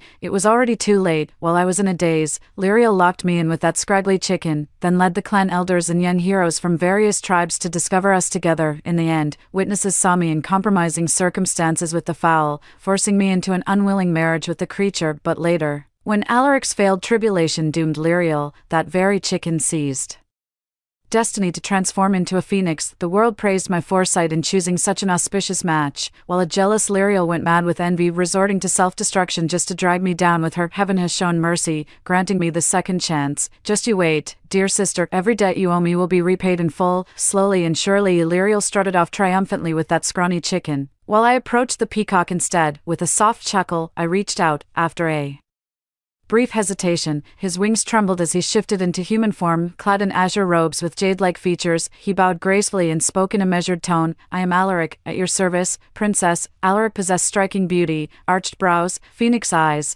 and a crimson mark gracing his forehead that lent an ethereal aura, making him seem otherworldly at mere glance. With a smile, I asked Alaric, "Would you stand by my side?" "It would be my honor," Alaric answered instantly, his tone deceptively calm, yet I clearly saw the faint blush creeping up his earlobes. I remembered distinctly, in our past life when Lyriel questioned him, Alaric had remained silent with bowed head, provoking her royal fury until she forcibly kept him as an unnamed consort by her side. At any rate, his willingness was undeniably a good sign. As Lyriel frantically retraced her memories to locate that soul-cleansing pool from our previous life, I merely scoffed in cold amusement. The marrow-cleansing pool had nearly run dry. It was I who drained my lifeblood to the brink of exhaustion, just to force that barnyard fowl into a crude imitation of phoenix form. But none know better than I. A mere resemblance means nothing. Dress a chicken in phoenix feathers, it remains a chicken. I wonder what expression Lyriel wore when she realized her life or death struggle only bought her a gilded trinket. As for Alaric, he's been in secluded cultivation ever since returning with me to the Golden Phoenix Palace. I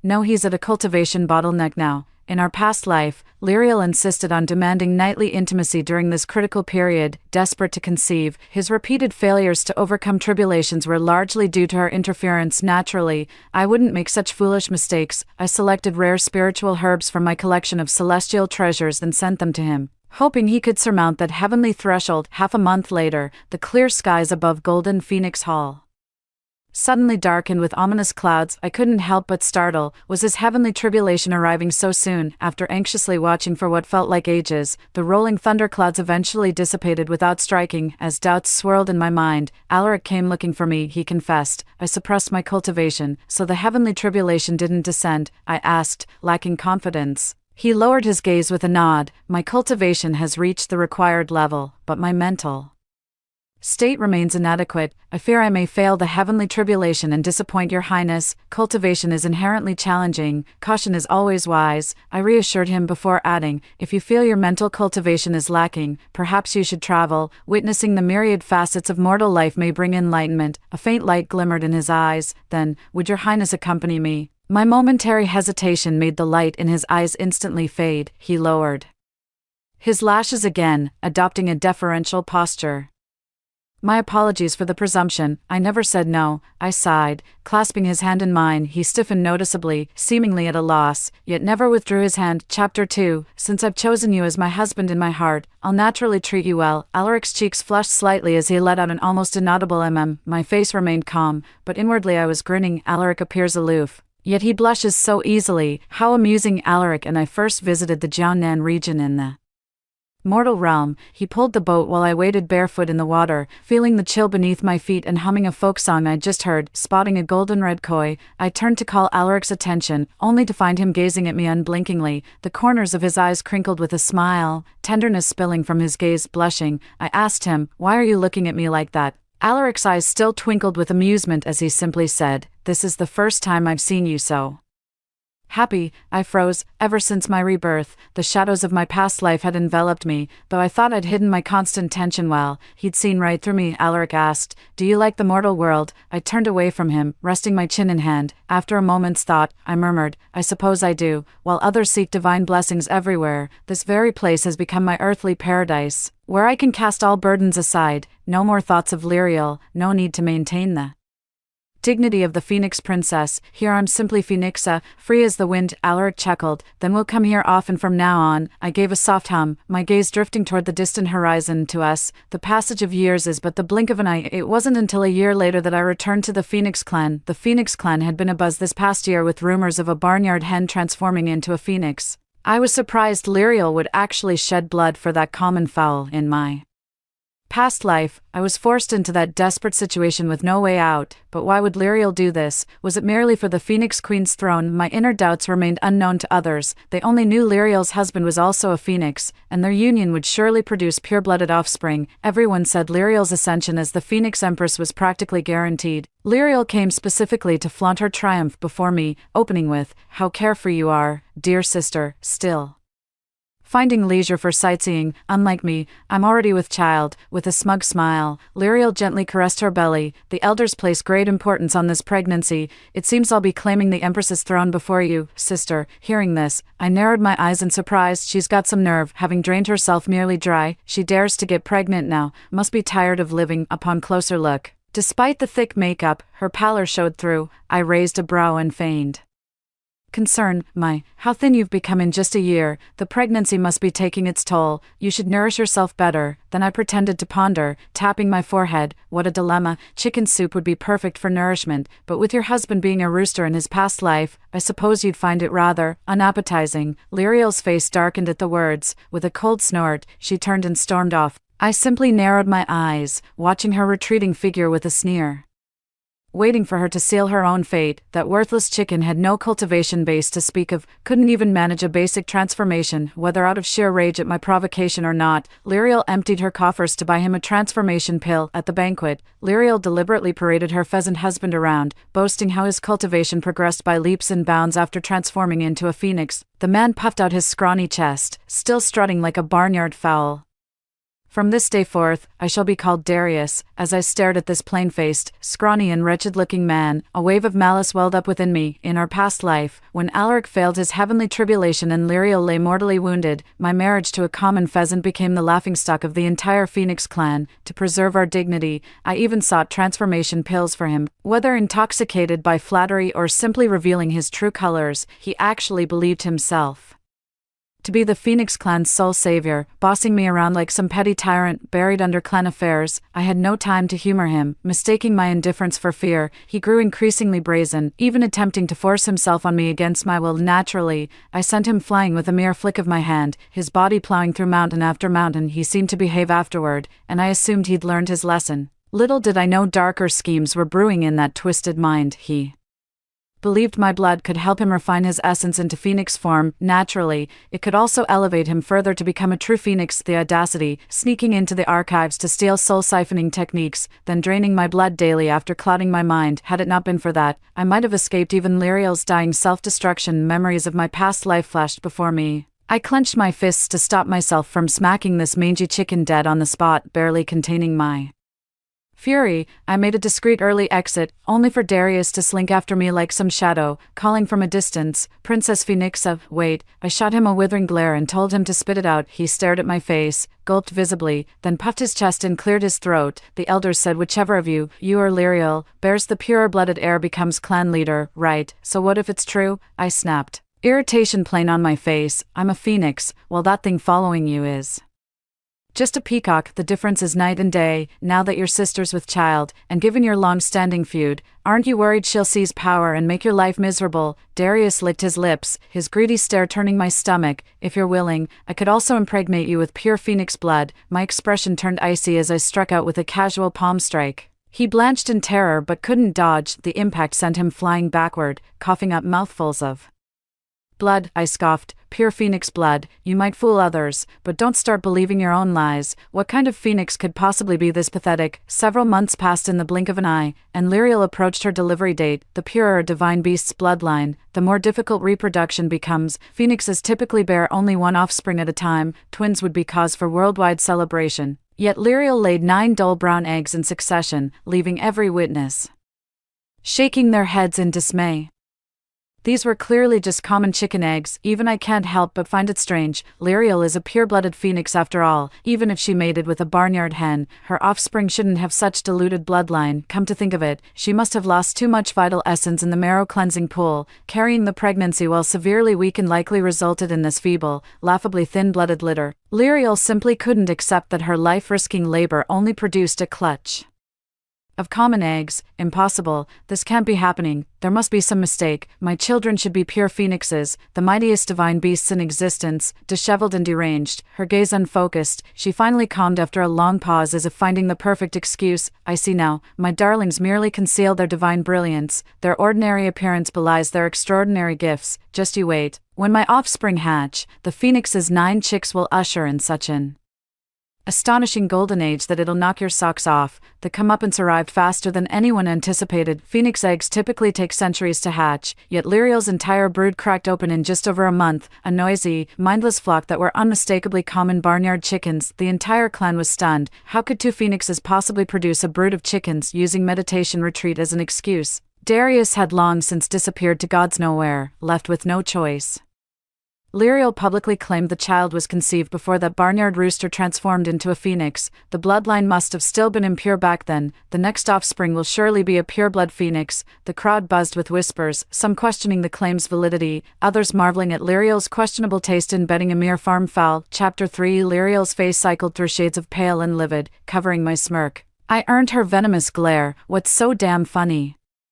I scooped up a chick from the ground, tickling it with my finger. I'm just overjoyed to see my little nephew. It's been years since our clan welcomed any newborns, and now my sister's blessed with 9 at once. My words left Lyriel speechless, her face contorting as if twisted with emotion. Alaric, however, shot me a fleeting glance before quickly lowering his head again. He remained silent the entire way back, sensing his unease. I asked, "What's wrong? Something on your mind?" After a long pause, he finally spoke, his ears burning red. Do you want children of your own?" I froze, then flushed crimson. He must have mistaken my reaction for genuine fondness for children. You're at a critical juncture of your tribulation. Don't let such distractions. We stood wordless, avoiding each other's gaze, our faces burning like persimmons. Alaric and I continued our travels through the mortal realm. We witnessed the sea of lights in bustling Kyoto and beheld endless pallor from serene mountain peaks. Whenever I wondered if he'd gained enlightenment, I'd find his gaze holding only me, defying all warnings. Lyriel conceived again before completing her postpartum confinement. The physicians warned of grave risks, yet she remained determined to bear a pure-blood heir. Before 3 moons had passed, Lyriel suffered a miscarriage. The physician shook his head gravely. "Your Highness has depleted your vital essence. I fear you may never conceive again." The words struck Lyriel like a thunderbolt. "Lies," she shrieked. "I'll have you drawn and quartered for this malpractice." When she raged, flames erupted around her like a sea of fire, and it took the intervention of the clan elders to finally subdue her. When Lyriel woke, she was utterly devastated. All her efforts to secure a pure-blooded heir and the Phoenix Empress's throne had come to nothing. Alaric asked if I wanted to see her, but I shook my head and refused. Alaric knew nothing of my rebirth, let alone how Cruelly, Lyriel had wronged me in my past life. I once confronted Lyriel, demanding why she'd betray me so. I'd always treated her with kindness, patience, and tolerance, fulfilling every duty of an elder sister. Lyriel merely smiled at me, as if mocking my naivety. Sister, if I were the only pure-blooded phoenix in existence, I'd reign supreme, but you exist, forcing me to share everything. Tell me, why wouldn't I destroy you? With such malice in her heart, why should I cling to sisterly bonds? Having been reborn, watching her downfall now fills me with nothing but schadenfreude. Before I could intervene, Lyriel did something utterly jaw-dropping. Driven to madness and barrenness, she turned her gaze upon her 9 children. Disregarding their mixed bloodlines, she forced them into sacred flames to be reborn, only to reduce her own flesh and blood to ashes. When the news reached me, my hands trembled with unavoidable sorrow. Regardless, the children are innocent. These 9 souls never received a shred of love or care since birth, not even names, only to be destroyed by their own mother's hand. How utterly heartbreaking. I took it upon myself to name each, record them in the clan registry, and bury them in ancestral grounds. A small gesture, but may they be reborn into loving homes. This act unexpectedly spread my reputation for compassion, leading many clansmen to endorse me as empress. As for Lyriel, the clan elders declared her completely deranged, stripped of reason, her powers sealed, and imprisoned. Surprisingly, it was Darius who first lost his composure, still clinging to his delusion of becoming the Phoenix Empress's consort. With Lyriel out of the picture, he set his sights on me instead. Like master, like servant, his methods mirrored Lyriel's from her past life, even down to approaching me privately during the Avian clan's gathering. He kept making small talk with me, lamenting the loss of his child, bad-mouthing Lyriel, then confessed he'd always admired me. The lewd look on his face told me exactly what filthy thoughts were running through his mind. His plan was to drug me, defile me in front of everyone, and force me into marriage. I'd come prepared, not only avoiding all food and drink, but even holding my breath against poison fumes. Yet despite everything, I suddenly felt dizzy and lightheaded. That terrifyingly familiar sensation sent chills down my spine. Soul-stealing magic. In this lifetime, Darius actually went to the archives and secretly learned soul-stealing magic. No wonder Lyriel willingly nourished him with her life essence, only to descend into madness later. I struggled to rise, my legs giving way as I barely caught myself on the table. Darius approached with a sleazy grin. "Oh dear, what's wrong, princess? Tired or drunk? Let me escort you to rest." "Get lost," I hissed, but he ignored me, licking his lips as he closed in and laid a hand on my shoulder. My skin crawled with revulsion, nausea churning in my gut, until a golden flash sent Darius hurtling backward, slamming him into the wall. Alaric pulled me into his arms, his voice laced with concern. "Are you all right?" Freed from the mind control spell, my senses gradually returned. Taking 2 deep breaths, I nodded at him. Good timing. Though I never expected Darius of this lifetime to resort to mind magic, I'd prepared for all contingencies by instructing Alaric to come find me if I took too long. When the Avian tribe arrived, they witnessed this very scene, Alaric raising his sword against Darius while I watched coldly from the sidelines. What's going on here? Chapter 4. I glanced at the approaching crowd. Many were esteemed elders of the Avian clan. Darius certainly knew how to make an impression. I addressed the assembly. Darius dared to make improper advances toward me. Seeing the gathered crowd, Darius straightened his posture and publicly declared his willingness to take me as his mate to continue his noble lineage. Alaric is merely a peacock, fit to be kept as a plaything for amusement, but to bear his offspring would taint the sacred phoenix bloodline. My face turned cold as I laughed mockingly. "What about Lyriel? You're her husband. She has no one but you now." Darius replied impassively. "Since ancient times, men have taken multiple wives like the legendary sisters Ahuang and Nuing, Orphean and Hedda, but my purpose is in carnal pleasure. As the world's last pure-blood male phoenix, I bear the duty of perpetuating our lineage." Before he could finish, Alaric appeared beside him with a darkened expression and struck him across the face with such force that half his body was buried in the ground. Instantly, the surrounding crowd erupted in uproar. Isn't Darius supposed to be a phoenix? How could he get completely overpowered by a mere peacock? I cleared my throat and exposed Darius in front of everyone. He's nothing but a fraud, just happened to inherit the phoenix form by chance. Without a single drop of true phoenix blood in his veins, Darius barely managed to pull himself up from the ground, his face pale as he listened to the crowd's jeers, stubbornly insisting, "Nonsense, I am the real deal, a genuine phoenix." I smirked coldly, summoning a ball of flame with a flick of my wrist. "A phoenix fears no fire." Darius let out a shriek and instantly reverted to his true form. Taking flight in panic, I pursued him through the air, with Alaric close on my heels. The flames quickly overtook Darius, igniting his feathers in an instant. He screamed as he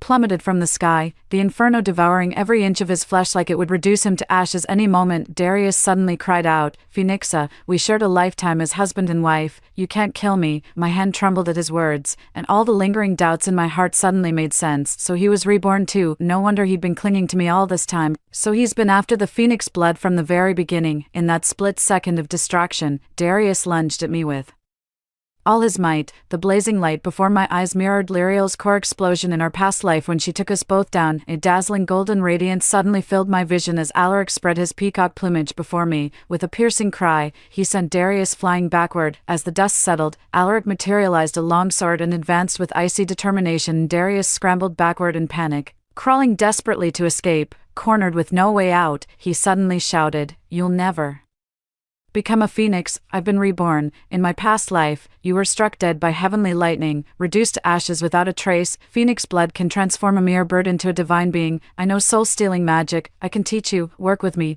There are 2 phoenixes, one for each of us. We can both ascend." Alaric's expression remained icy as he raised his sword and cleanly severed Darius's head without hesitation. The chaos fell silent in an instant. Alaric stood in the distance, sword in hand, and turned to look at me. I sighed, realizing there was no point hiding it anymore, and spilled everything that had happened in my past life. I hesitated. "My blood can indeed help you, if you want." Alaric covered my mouth with his hand to stop me, then lifted my pale wrist, tracing his fingertips lightly over the vein as he murmured, "It must have hurt, didn't it?" I hadn't even noticed until warmth flooded my eyes. Tears had already begun falling, as if lifetimes of pent-up sorrow had finally found release. Wiping away my tears, I felt a quiet relief. This time, I'd chosen right. That night, Alaric shared many things with me. He said his aspiration to become a phoenix stemmed from meeting me in his childhood. Back then, his magic couldn't sustain flight. When winged clansmen mocked his grounded wings, I descended like a deity, scolding them before taking his hand in gentle reassurance. This memory is too distant, having lived 2 lifetimes. It's long faded in my mind. Alaric flushed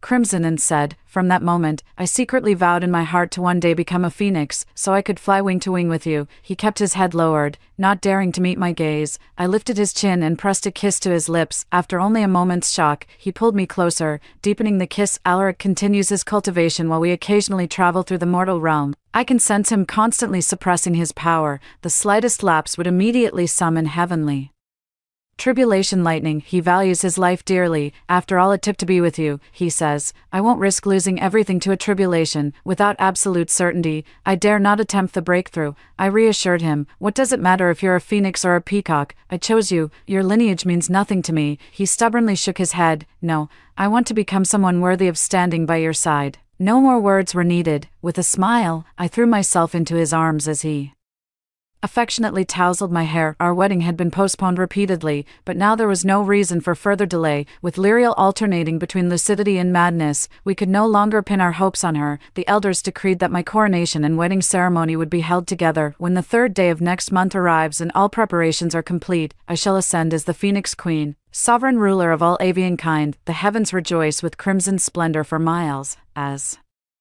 all winged clans gather to celebrate. On this joyous occasion, the long-absent Lyriel suddenly appeared, disheveled and frenzied. She drew a dagger from her waist and lunged at me, but weakened as she was, she stood no chance. I immobilized her with a mere gesture. Helpless, she shrieked curses. "Phoenixa, you vile wretch, how, by what right, how dare you steal everything I ever desired with such ease?" I leaned in and whispered in her ear, my voice barely audible to anyone but us, "Because you've been wrong from the very beginning."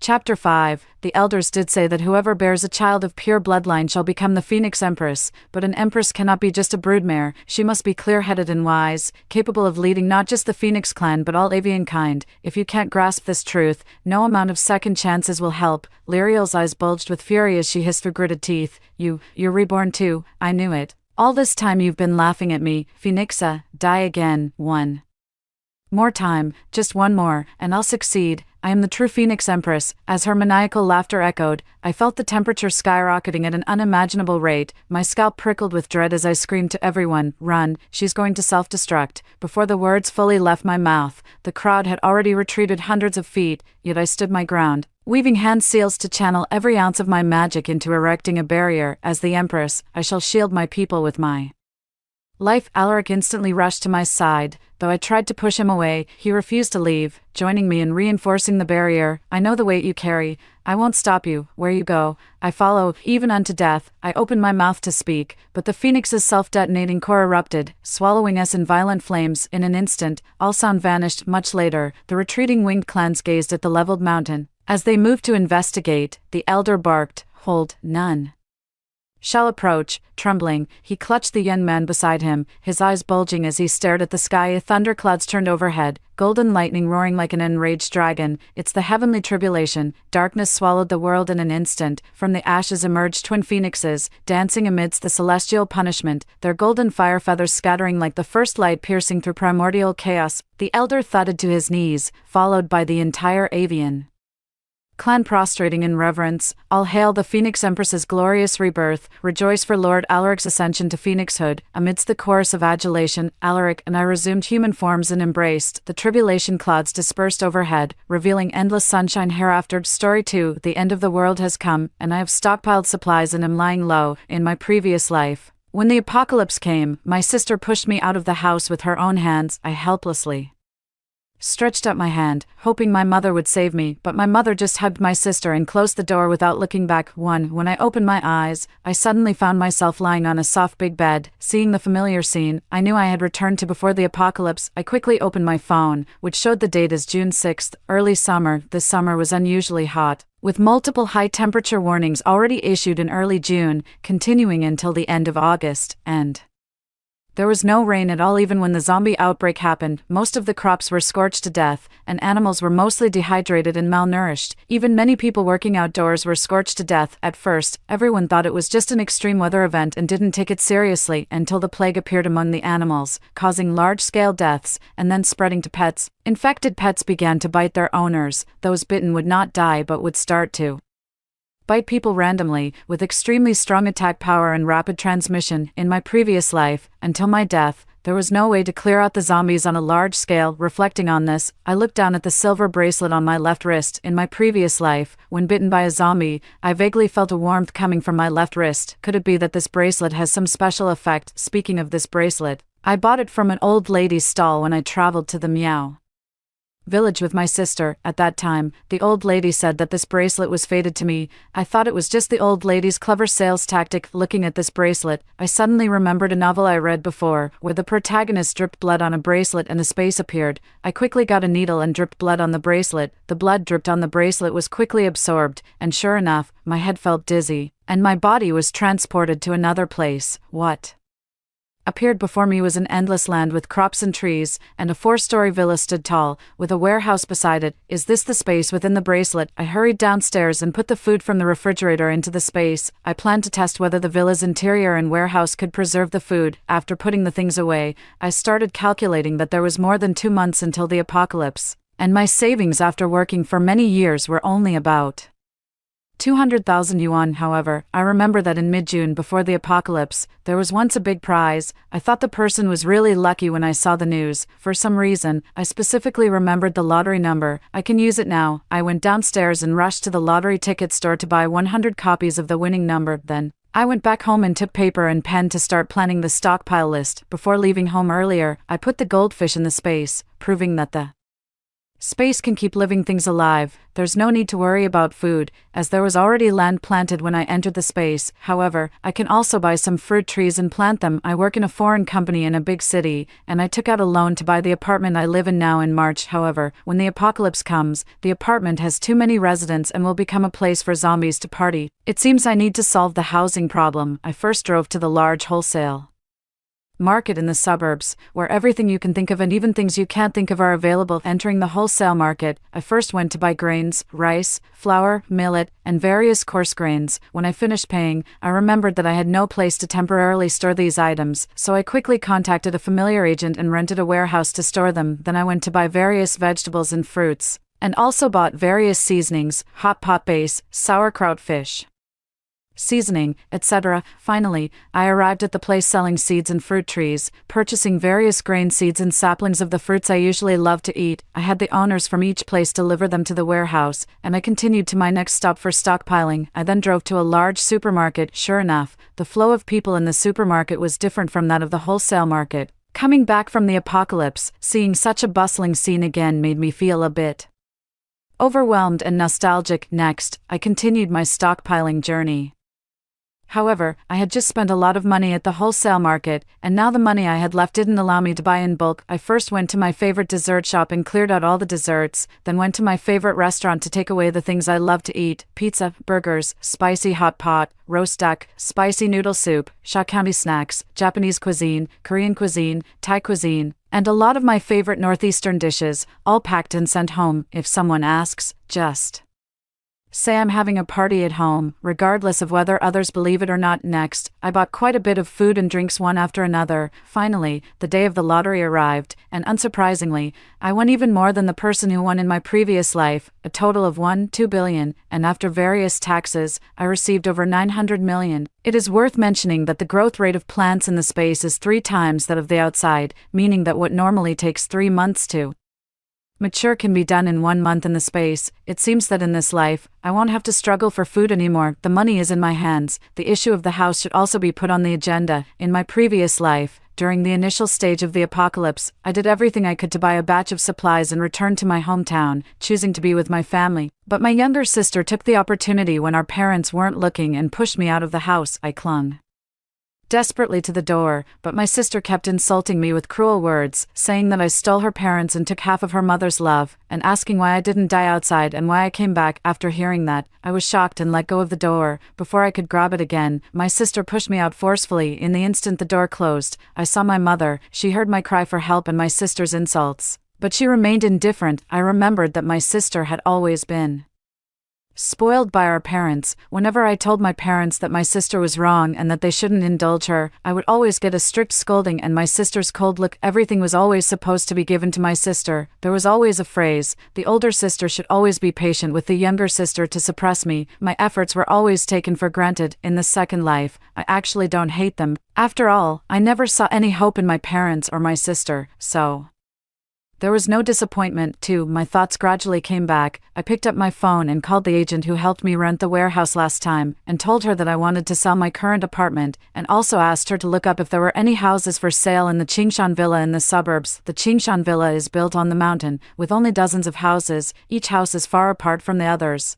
and all are fully renovated, with high-grade materials used for the exterior walls. After dealing with the house, I started stockpiling again, using various food delivery apps, grocery apps, and shopping apps with great efficiency. A few days passed while I was stockpiling. Finally, the agent found out that a house in Qingshan Villa was for sale because the owner was planning to emigrate. I immediately asked the agent to hold it for me. At the same time, there was a buyer for my small apartment, so I quickly asked the agent to arrange meetings with both parties and resolve them together. After a busy morning, the house was finally in my hands. Next was my plan to renovate the villa. I really like a certain online influencer, whose house has a secret base feel, like having 3 holes for a rabbit. I contacted 2 renovation teams to renovate the villa, and also had the workers install an electric fence around the walls. I stayed in a hotel and still went out every day to stockpile supplies, including pots and pans, household appliances, bedding, bath supplies, feminine hygiene products, and various tissues, wet wipes, toilet paper, as well as clothes for different seasons. When I passed by an outdoor gear store, I was attracted by the products inside. She had a high-tech clothing that could resist high temperatures. I bought out the store's inventory with a single gesture, and also bought cold-resistant protective suits and various outdoor camping supplies. During this time,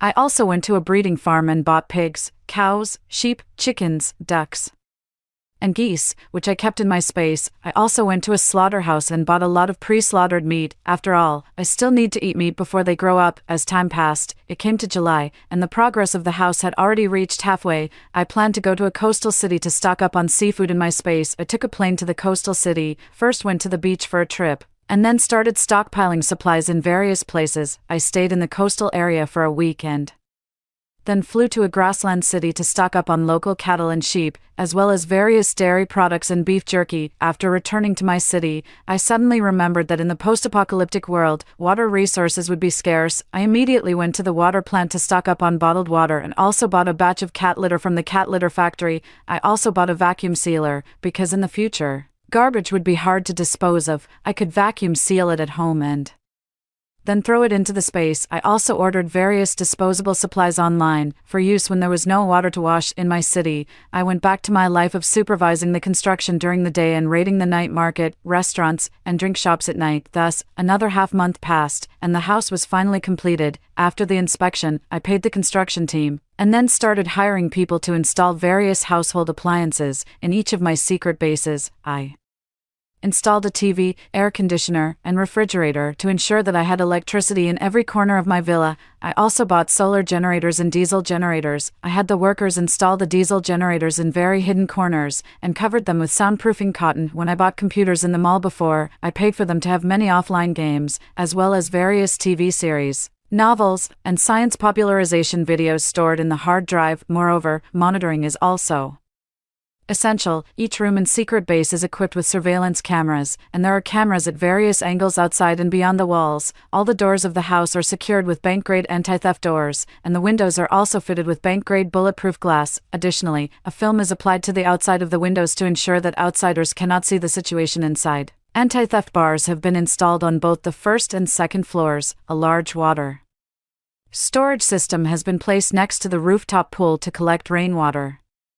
The rooms downstairs are equipped with filters that can be used to purify rainwater. The upper floors of the house are designed to look like an ordinary family home, while I have focused on setting up several underground secret bases. Each of these secret bases has its own generator and a set of anti-theft measures. I also need to carry a map and a magnetic card, which increases my sense of security. After all, even family members can betray me. I need an extremely secure environment to get through this dark time. I also bought a super large capacity power bank and energy storage devices, each fully charged. I placed massage chairs, massage mattresses, fitness equipment, and leisure items like Lego and puzzles in the secret bases to help pass the time. In addition, I go to the pharmacy every day during my stockpiling time to gather a batch of medicines, including cold medicine, anti-diarrheal medicine, painkillers, fever reducers, anti-inflammatory drugs, cough medicine, gauze, disinfectant, Yunnan Baiyao, and Niuhuanjiedupian for non-prescription drugs. I also order some online to stock up. I also used cash to acquire a batch of antibiotics, anesthetics, morphine, and other drugs that cannot be found on the market. I prepared traditional Chinese medicine powder to combat snakes, insects, mice, and ants. I bought seeds for traditional Chinese medicine to plant in my space and purchased various Chinese medicinal materials. Although I don't know how to use them, I want to have them. To learn about these Chinese medicinal materials, I downloaded theories of traditional Chinese medicine and bought books on the subject. Money can make the devil push the millstone, so I spent a lot of money in the black market to buy guns and various self-defense weapons, including knives with blades. 3. During this period, I returned to my hometown a few times, although I was very disappointed in my family. They raised me for 20 years. I bought them many easy-to-store canned goods and vacuum-packed foods. I also bought some rice, as well as many compressed biscuits, instant noodles, sausages, water, salt, and other supplies. My mom asked me, "Why did you buy so much stuff?" I said, "A batch of foreign clients came to the company recently, and they said that the situation in the neighboring country is tense, and food might get more expensive." I also told her that the company is going to send me abroad, and I might not come back for a long time. She didn't say anything after hearing that. Then, I also bought a generator and a refrigerator and freezer, and a lot of fresh meat and frozen food. I told her to salt the meat and it would not go bad for a long time. I also gave her some money to buy vegetables and grains and store them in the cellar, filling it up. Finally, I also brought a few very thick down coats and snow boots, and 3 pieces of high-tech heat-resistant suits for. Before leaving, my sister mocked me, saying, "Mom and Dad raised you so much, and you just leave and go abroad to have fun. Have you ever thought about them? I'm telling you, after I graduate, I won't stay at home. I want to go out of town." I said, "Then you just stay at home now and go out after you graduate." She gave me a cold look and said, "It's none of your business," then turned around and walked away. Just a few steps out, she turned back to me and said, "Did you buy the perfume, cosmetics, and bag that I wanted? Also, transfer me some money. I want to get my Nails done, I told her. These are not things you need as a high school student. I won't give you money or buy anything for you, she said. You don't need to lecture me here. If you don't want to give it, then forget it. I turned around and found my mom watching us from behind. I was just about to tell her to manage her. My mom said, I'm older now and can't manage her anymore. As soon as I say something to her, we end up arguing. So let her be, but I'm not made of dough. I was just about to go up and educate her properly when my mom called me. Aren't you supposed to go to work? Hurry back. I turned back to my mom and said with a blank expression. She really does love her little daughter as always. When the little daughter asks me for money, she listens without a word. But when I want to teach her a lesson, my mom stops me. I looked at my mom, smiled, and turned to leave anyway. This time I came back just to deliver supplies, which can be considered as fulfilling the nurturing love from the past 20 years. Driving back, I returned to the safe haven I built for myself. As time turned to early August, the end of the world was getting closer, and the temperature outside was rising higher and higher. I put all the food from outside into my space and only kept some less conspicuous food. The weather outside is getting hotter, and I have increased from hoarding 1 bucket of ice every day to making 3 buckets of ice and 3 buckets of water daily. Although I had stocked up on a lot of bottled water before, who would complain about having too much supplies during this time, I still go out every day when it's not too hot to stock up on some snacks I like, to take out cooked food from restaurants, to buy cold drinks from beverage shops, and to order some not too conspicuous takeout at home. I plan to stop going out when the temperature outside reaches 50 degrees Celsius. After all, I don't lack anything. I can just stay at home every day watching the news to understand how the outside world is progressing. At first, everyone was still very calm, but as the weather got hotter and the temperature rose every day, people began to scramble for supplies. First it was rice, then water, and then tissues. After a period of scrambling, the temperature calmed down for a while, and everyone also settled down. At this time, many people felt that those who had scrambled for food earlier were fools, reacting to rumors, and gradually the pace of scrambling slowed down. Since everyone started scrambling for food, I haven't gone out again. I created an atmosphere of an empty villa, with all doors locked and the iron grills on the first floor windows also locked. I sat in my 3rd floor surveillance room, observing the changes outside through the surveillance cameras and telescope. The 3rd day of the apocalypse countdown, I moved all my belongings to the 3rd floor, planning to stay there before the apocalypse, since it's the highest floor and convenient for observing the outside changes. Once there are no people around, I will return to my underground secret base. One day before the apocalypse, it was a weekday, and everyone was still going to work as usual, like the calm before a storm. 5. I have been keeping an eye on the news updates on Weibo. Shocking. A city airport suddenly shows zombie-like creatures, then several videos were on the hot search list, and people started sharing them widely. I knew this was the beginning of the apocalypse. Subsequently, several more topics appeared on the hot search list. City A is now infested with zombies, undead that cannot be killed. The speed of infection from person to person is extremely fast. After the news from City A went viral, a wave of panic buying surged in my city, but this time, everyone was not so lucky to grab supplies. As the zombie virus spreads extremely fast, my city is adjacent to City A, and soon the virus spread here, with many people going out to grab supplies being attacked by zombies. In an instant, wails, roars, and screams filled the land. Black crows circled overhead, the sun blazing down. Everything was so suffocating, people could only flee helplessly, but everywhere was a hell. Where could one escape to? Where could the exit be? Everywhere is a bottomless abyss. Once again, I felt the terror of the zombie apocalypse. Although I have lived this life again, looking at those zombies, I still feel as if I am living in the moment when I was bitten on the neck by a zombie in my previous life. I dare not continue to observe outside. I lie in bed, curling myself up in the quilt. I huddle in the quilt, not daring to move, until night falls, and that fear instantly sweeps over my entire body. As the apocalypse begins, there are still people posting updates on my phone, and some are comforting each other. A month ago, I posted a message on my social media saying, due to work relocation, I will be going abroad, and my WeChat will be temporarily inactive, so there aren't many people messaging me to check in. Only a few have sent inquiries, and I haven't replied to any of them. The experiences of my past life have made me unwilling to trust others again. I still prefer to stay in my own base alone, like a turtle hiding its head. I sat in the dim room for a long time, slowly calming down. I went to the underground secret base, planning to watch a variety show to relieve my suppressed emotions. Indeed, when a person is feeling suppressed, watching a funny variety show is the best way to relieve stress. In The evening, I took out a bowl of packed spicy hot pot and a can of chilled cola, with meat, vegetables, and the joyful source of carbonated drinks. I felt very satisfied eating it. I took out my phone and looked at the real-time news for today. The government urged residents to stay at home, not to go out, and to try not to make noise to protect themselves. I continued to scroll through a few more videos. I found that someone had posted videos of zombie hunting on a video site, where a group of strong men wielded baseball bats, hitting zombies on the head, then breaking through the zombie encirclement to reach a truck and drive away. If someone does it, there will be people watching. If there are people watching, there will be people learning. There are really people who go out to hunt zombies for food. However, as I continued to scroll,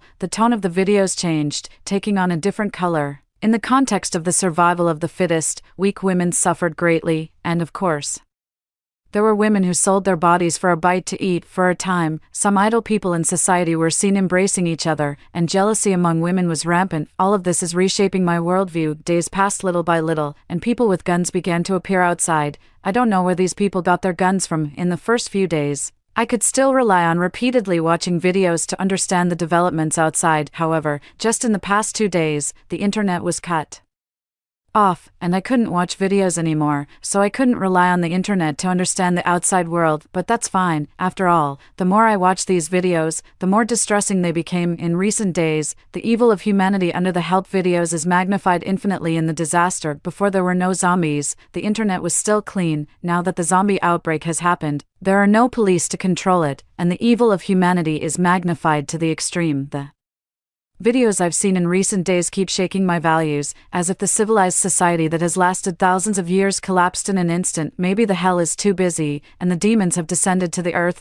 Today marks a month since the zombie outbreak, and I am still hiding in my own safe haven, living happily. I'm sipping my milk tea, sitting in a massage chair watching variety shows, and the days are a bit boring. It has been many days without rain, and it's unbearably hot outside. I haven't seen the sun for more than a month, and my skin has become a bit pale. The electricity has been cut off for a long time, but I still have solar power and a generator to keep supplying me with electricity. Although it's underground, the room is still stuffy. I'm not worried about the electricity issue, but I haven't turned on any high-power appliances, afraid that others might hear. Better safe than sorry. I took out a large block of ice from the space and placed it under the fan. Instantly, a cool breeze swept over me, dispersing the stuffy feeling from before. I continued watching a variety show for a while until evening. I then got up and ran on the treadmill for a bit, lifted some weights, and broke a sweat. After taking a shower in the bathroom, I started rummaging through the food in the space and took out a portion of sauerkraut fish, enjoying it deliciously. In fact, this kind of life is still quite happy. After finishing my meal, I vacuumed the trash and threw it into the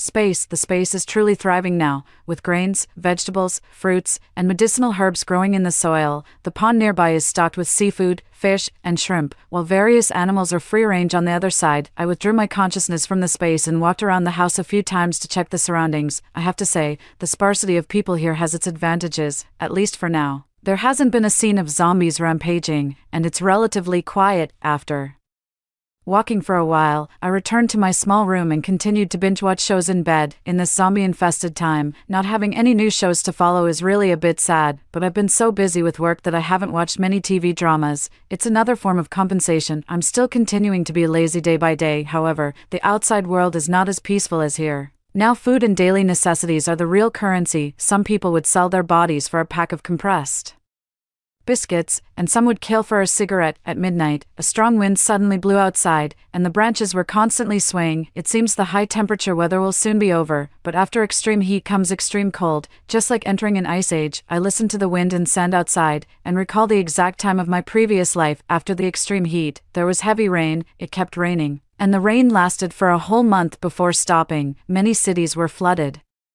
After the heavy rain, the temperature dropped sharply, and it entered extreme cold weather. Many people died from the cold due to lack of warm clothing. I died in the extreme cold of my previous life. At that time, most of the zombies were frozen, but for some reason, a batch of zombies suddenly appeared in our village, like locusts crossing the land. Looking back now, it seems that the country had already started to clear the zombies, possibly using a method of driving them away. That batch of zombies must have been driven over here, I think, as long As I can endure the extreme cold, I will be able to win, and I will be able to survive. Thinking about this, I casually grabbed a bag of chips from the snack shelf and opened a cup of fruit tea. I sighed comfortably. In this kind of weather, only fruit tea can save my life. Not wanting to eat hot food at night, I took out the seafood platter I had packed from the Japanese restaurant earlier and enjoyed a comfortable meal. After finishing my late-night snack and cleaning up the trash, I went straight to sleep. I didn't wake up until noon the next day, drenched in sweat. Fortunately, I had stored enough water before, but I still need to use it sparingly. I usually pour the water I use after showering into my space to irrigate my vegetable garden. Strangely, there are two types of water in the space. One is seawater that I collected from outside to raise seafood in the pond, and the other is a small river that comes with the space. The plants and animals in the space rely on this small river to survive, but I alone cannot approach this small river. I can't draw water or get close to it. Even if I don't use the water from the small river, the water I have stored is enough for me to use for decades. When the heavy rain comes, the water collection device is on the rooftop, and the pool can also collect some water, which can be filtered and boiled for bathing. I took a cup of coffee and a panini from the space. After finishing breakfast, I checked the surveillance video to see if there was anything unusual. After checking, nothing was found, but the temperature outside had dropped a few degrees. I went to the gym to exercise. After all, staying indoors and eating 3 or 4 meals a day still requires some exercise. After spending 2 hours in the gym, I continued to sit in the massage chair and watch TV shows. A few more days of calm passed. As the temperature gradually dropped, people began to appear outside again. Many people were no longer afraid of the sun and came out to look for food. When it's hot, people's appetites are poor, and there's also a risk of heat stroke and high temperatures, so not many people came out. As the temperature gradually dropped, hidden evil and violence reappeared under the sun. The recent temperature dropped to around 30 degrees, which was much cooler than before. Although it was still humid, I could feel a breeze. At night, I took out a folding chair, a bottle of red wine, and lay on the rooftop to look at the stars. Here on the mountain, there are usually no people, and now there are no zombies either. Most zombies gather in cities where there are many people. After the zombie outbreak, the air quality has also risen sharply, with no pollution, and the stars in the night sky are clearly visible. In a daze, I seem to have returned to my childhood. I have returned to that carefree age. I put down the red wine in my hand, took out orange soda from the space, and the lounge chair swayed gently, giving me a feeling of tranquility. 7. Suddenly, a loud explosion was heard from a distance, followed by a thick smoke rising. It should be the sound coming from the town at the foot of the mountain. Not good. Someone is coming. It seems that a group of violent individuals is not far from me. If there were only 1 or 2 people, they wouldn't make such a loud noise. In the apocalypse, the scariest thing is not the zombies, but people. In my previous life, my village had a good geographical location, although I was pushed out of my home. I survived the extreme cold by relying on the stored food of a nearby farmer's family who had left the village. Although I hid in that farmer's house, there were still people who, due to their laziness and lack of stored food, drove the elderly out of their homes. The elderly who were driven out had some who could hide and were not bitten by zombies, but they starved to death due to lack of food, while others, unable to hide in time, were bitten by zombies. In my previous life, from the moment I hid in that farmer's house, I didn't dare to stick my head out until the extreme cold came, and the little food stored in the farmer's house was eaten clean by me. I had to go out to find food, and it was at that time that I was bitten by a zombie. As my thoughts returned, I felt that they would definitely scour their way up the mountain. I hurriedly collected everything from the rooftop terrace into my space. The water storage device was hidden by the rooftop wall, so it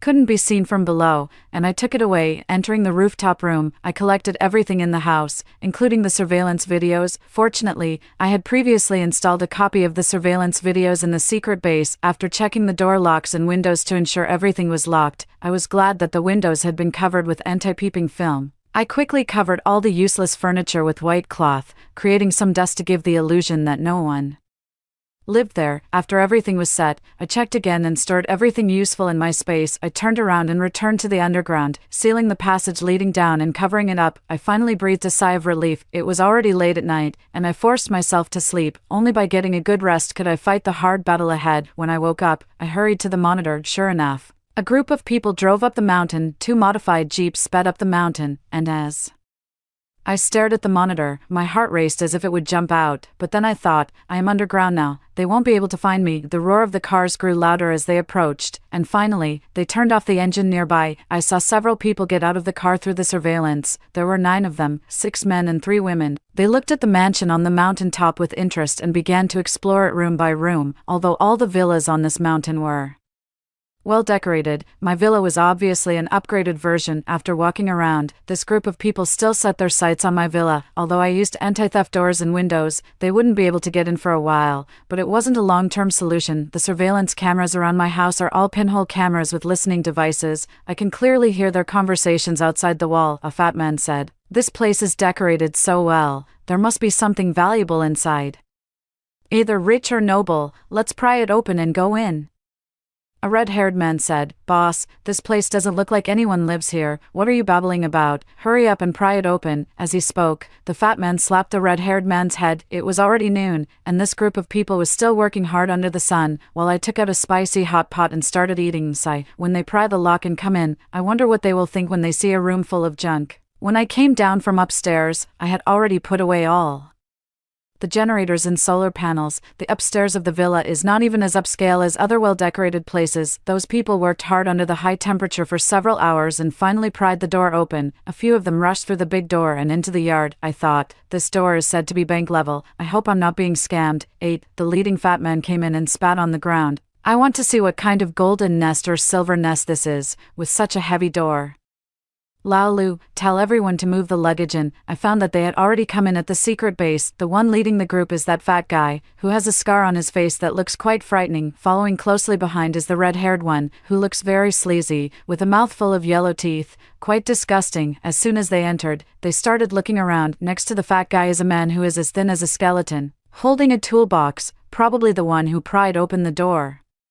Earlier, behind them is a very short man with a small mustache. The 4 men in front all look quite old, definitely over 30. The 2 who came in behind look relatively young. One has a rugged appearance, dark skin, and seems very dull, as if he has hardly spoken since birth. The other man is wearing glasses, looking refined and educated. The last 3 women to enter, the one in front is wearing a tight red dress, with exquisite makeup on her face, carrying very few things, and upon entering, she glanced around the villa and nodded in satisfaction. It seems this woman is doing well in the apocalypse. After all, women who can still do their makeup and wear dresses in the apocalypse are still a minority. The 2 women following behind were carrying a lot of things. One of them had a pale face, looking like she might collapse at any moment. She had long hair that was tangled, but her facial features were very delicate. The other girl was wearing a short-sleeved shirt and jeans, with a neat short haircut, dragging pots and pans she had taken from the car. As soon as they came in, the fat guy cursed. "MD, I thought it was a good place, but the doors outside were so solid. I had collected all the good things above into my space. Now, the upper living room only has some tables and chairs, and the room only has a bed frame." The leading fat guy kicked the bed several times. They started to unpack their luggage and also tidied up the house. Soon, it was already evening because of the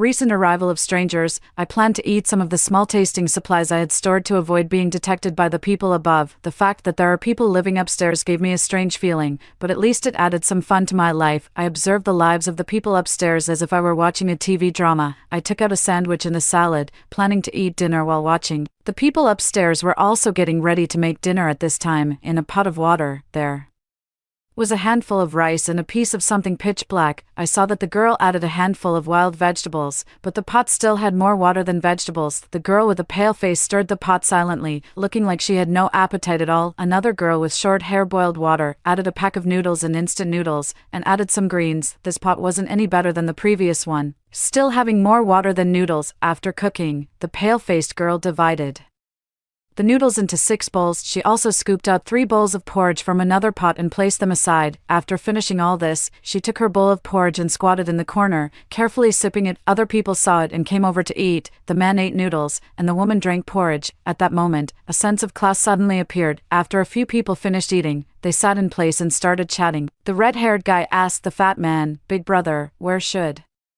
we go next?" The fat man wiped the water stains from the corner of his mouth and said, "Let's go north. I heard that area is already controlled by the government, and we can get food there." The red-haired guy lewdly glanced at a few women and said, "Boss, when we reach the government-controlled area, although we won't have to worry about food and drink, can we still have the same freedom as we do now?" He then looked at the women beside him again. He continued, "Boss, I think this place is Pretty good. There are no villages in front and no shops behind, backed by a big mountain. We can also go out to find some wild vegetables to eat. We can occasionally go down the mountain to bring back some food, so we won't starve. Moreover, there are a few people here, and there aren't many zombies. If we fix the big iron gate outside, we won't have to live in fear anymore. This little red-haired guy has a good eye. The fat man fell into deep thought after hearing the red-haired guy's words. 9. I planned to find a novel to read and pass the time. At that moment, a sound came from upstairs, and I looked at the surveillance monitor. I discovered that a man with a goatee was dragging a white woman behind the door and started tearing her clothes. I already knew what was going to happen next, but I couldn't save her. I was just a woman, even with self-defense weapons. I couldn't subdue 6 men by myself. I turned my head away, no longer looking at the monitor, turned off the sound, but I couldn't focus on the novel in my hands either. At that moment, I once again experienced the despair of the apocalypse, but I absolutely cannot be a saint. These women clearly understood their fate. The short-haired woman trembled all over when she saw this scene. The fat man spat. Damn, this old fur can't hold it in so quickly. After saying that, he waved at the woman in the red dress. The woman immediately understood and hugged the fat man. The other 4 men looked at the remaining short-haired woman with greedy eyes. Soon, the man with the little mustache had already come out from behind the door. The 4 men dispersed, with 2 holding down the short-haired woman, while the other 2 went behind the door. The night was very deep, and the sound of insects outside reminded me that this was the human world, but the howls, pleas for mercy, and cries from upstairs made me feel as if I were in hell. I didn't dare to look at the surveillance footage, but just from what I had seen and the sounds from upstairs, it was enough to make me feel intense physical discomfort. I kept vomiting until I could no longer bring anything up. What has happened to this world? Has it gone bad? As a woman, must I endure these things? I have been thinking. In my past life, I hid in that small village and did not experience these things. In this life, I have prepared in advance to avoid going through this. I am lucky. At night, I was drowsy and didn't know when I fell asleep. In my dream, there were zombies from my past life tearing at my flesh, and those girls who had fallen into the abyss were questioning me why I didn't save them. At 9 in the morning, I finally escaped from the dream. Drenched in cold sweat, I got up to check the surveillance footage and found that the group upstairs had left the room at some point. I checked the perimeter surveillance again and found that they had all gone out to look for food. The man went down the mountain, and the woman dug for wild vegetables, and so, a few days passed. From my observations, the fat man is the leader of this group, and the red-haired man is someone who can come up with bad ideas. He is also the fat man's most trusted, making him the second in command. The others all listen to the 2 of them. The woman in the red dress is the fat man's partner, and everyone calls her Briar. She only serves the fat man. The pale-faced girl is named Opal. She often remains silent, with a vacant expression, and has been in this group for a relatively long time. The girl with short hair is named Arya. She must have just joined this group not long ago because she looks different from Opal, and there is still a desire to survive in her eyes. Although these 3 women are all in darkness, I observe that there is little communication among them. Briar has been wary of these 2 young girls, fearing that they might rise to power. Arya has been asking 2 young men about when they would head north, and these 2 men are old 5 and old 6. Opal often stays silent, sitting alone in a corner, watching outside. The skeleton in the group is old 3, and the one with the mustache is old 4. I observe them every day, afraid that they might find even the slightest clue that I live here. I pray every day that they leave this place as soon as possible, but things are unpredictable, and reality always goes against our expectations. That morning, Fat Man and Red Hair told them they wouldn't head north anymore, but instead wanted to settle down here. This place can provide shelter from the wind and rain, there's food to be found, and no zombies, making it a good safe haven compared to the uncertainty of heading north. After hearing these words, Opal clearly moved, as if wanting to say something, but finally kept silent, while Arya stood up and asked, "Why?" The red-haired man slapped him and said, "Whatever the boss says, you listen. You little slut dare to ask why? You really are asking for it." After saying that, the red-haired man spat at Arya. Arya was so scared that she trembled and crouched on the ground, not daring to make a sound. It was Briar who spoke. "We all rely on the boss to survive during these cannibalistic times. We are all depending on the boss's wisdom and might here." After saying that, Briar threw a flirtatious glance at the fat man. Flattery is the best way to go, and the fat man clearly enjoyed Briar's words. Listening to their conversation, my thoughts were racing. They want to settle here, but what about me? I can't keep living underground, risking being discovered. How can I make them leave? I was lost in my own thoughts and missed the overwhelming hatred in Opal's eyes towards them. Just like that, another 2 days of peaceful life passed. I remained underground, thinking about how to drive these invaders out. At this time, Opal entered the bathroom with a bag. She opened the bag, crushed the contents into juice, and took it out in a small bag. I watched her for a while, not knowing what she was going to do. However, I didn't care what she wanted to do, as long as I didn't expose myself. It had nothing to do with me. At night, I lay in bed thinking about what to eat today.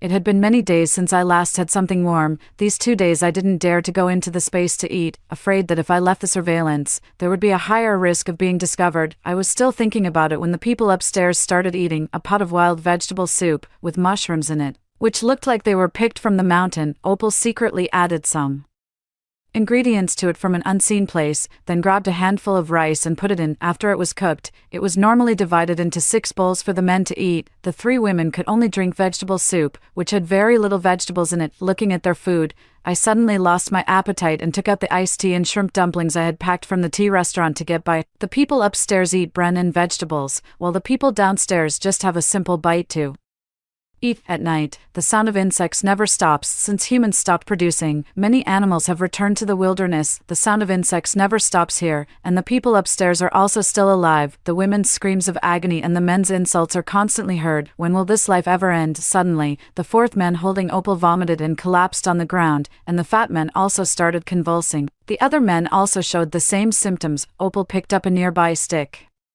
and swung it at Lao Si's head, shouting, "You trash, die, beast, trash, you don't deserve to be human." In an instant, Lao Si's head was bleeding profusely, pooling on the ground. Opal seemed unable to see that Lao Si was already dead and continued to strike. The red-haired one next to her moved slightly, and Opal immediately switched her target to the red-haired one. Briar and Arya watched the frenzied Opal, terrified. When they came to their senses, only the bespectacled Lao Lu and the chubby Lauda were left. Briar quickly protected her throat and shouted at Opal, "Are you crazy? You've killed them all. What are we going to do? How can we women survive in the apocalypse?" Opal looked at her without saying a word and walked towards Lao Lu. Just as she reached Lao Lu and raised the stick to strike, Arya came over and said, "He hasn't bullied you. Why do you want to kill him?" Opal laughed. "He hasn't bullied me. Should I thank him? Turning a blind eye is also a crime. Didn't he stir up trouble? Isn't he a member of this team? What? Do you have a crush on him?" Opal looked at Arya with a cold smile. Arya's scalp tingled. "I just think this is too cruel. You shouldn't do this. Without them, we wouldn't make it to the shelter." Opal didn't continue to listen to Arya, and with one blow, she smashed the top of Lao Lu's head. She rushed towards Briar and the fat guy again. Briar fiercely protected the fat guy, not letting Opal get close. Opal struck Briar on the head,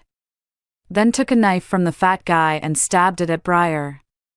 Nearby, Arya saw Opal also attacking Briar and was instantly dumbfounded. After stabbing Briar, Opal stabbed the fat guy more than a dozen times. I watched the events unfold upstairs, feeling very upset, but she killed so many people here. The smell of blood was overwhelming, and the noise was so loud that zombies would probably come. I quickly pulled up the surveillance from the perimeter, and as I watched the footage, my heart tightened. The zombies were already coming. My nice villa has just turned into a crime scene, and now it's going to become a buffet for zombies. My life is really hard. Now the only living people in the villa are the crazed Opal, the dumbfounded Arya, and me hiding underground. Although I am scared, I know I am safe. After all, the zombies can't find the entrance to get in, obviously. Opal upstairs also heard the zombie howls outside. She quickly scavenged for anything useful and hurried upstairs. Arya also reacted and followed Opal upstairs. They ran up to the 3rd floor, locked all the doors and windows, and the 2 of them hid in the bedroom I had previously used on the 3rd floor. Just as they had hidden, a large group of zombies arrived downstairs and began to tear at the corpses. For a moment, the sounds of swallowing, biting, and chewing filled my eardrums, making every nerve in my body tremble. These sounds instantly pulled me back to my previous life, when the zombies were biting my neck. I couldn't bear to watch any longer, so I switched the surveillance to the 3rd floor, intending to see how the 2 people upstairs were doing. Upstairs, one looked indifferent and calm as if avenging a great grievance, while the other was panic-stricken, trembling in her legs. Arya is also in a pretty bad situation now. Downstairs are the man-eating zombies, and upstairs is a murderous madman. Sigh, feeling sympathy for Arya instead of for myself. I could have just stayed quietly, but now it has turned into this. In this case, another week has passed smoothly. The weather has gradually returned to normal. The high temperatures are no longer so outrageous, and there have been a few rain showers. The 2 of them also relied on the water tank on my rooftop to get through a period of time. The zombies downstairs have not left and are still wandering around there. Because of the rain showers, the temperature is dropping faster and faster, suddenly going from a high temperature warning to 5 or 6 degrees. It's fine during the day, with sunshine. It isn't too cold at night, the north wind rises, and it's very biting. I'm not in a hurry. I know that after the high temperatures, it will freeze, and during the freeze, the zombies' movements will slow down, making it easier to clear them out, but the two women upstairs are not as leisurely as I am. They lack clothing and food. After all, when they arrived it was still high temperatures, and they were all dressed in summer clothes. However, the room they are hiding in is the one I lived in before. Although I took most of my things, there are still bed sheets, a duvet cover, and a summer quilt left on the bed. In the inner compartment of the cabinet, there is also a box of compressed biscuits that I forgot about. Opal and Arya wrapped the bed sheets around themselves, and Opal even shared half of the compressed biscuits with Arya. This girl is inherently kind, but she has only fought back after being oppressed for a long time. The following days, the temperature became lower and lower, as if it had suddenly entered winter, with a sharp drop in temperature. I wasn't paying attention to the two people above. I didn't want to expose myself, and I wouldn't be overwhelmed with compassion now.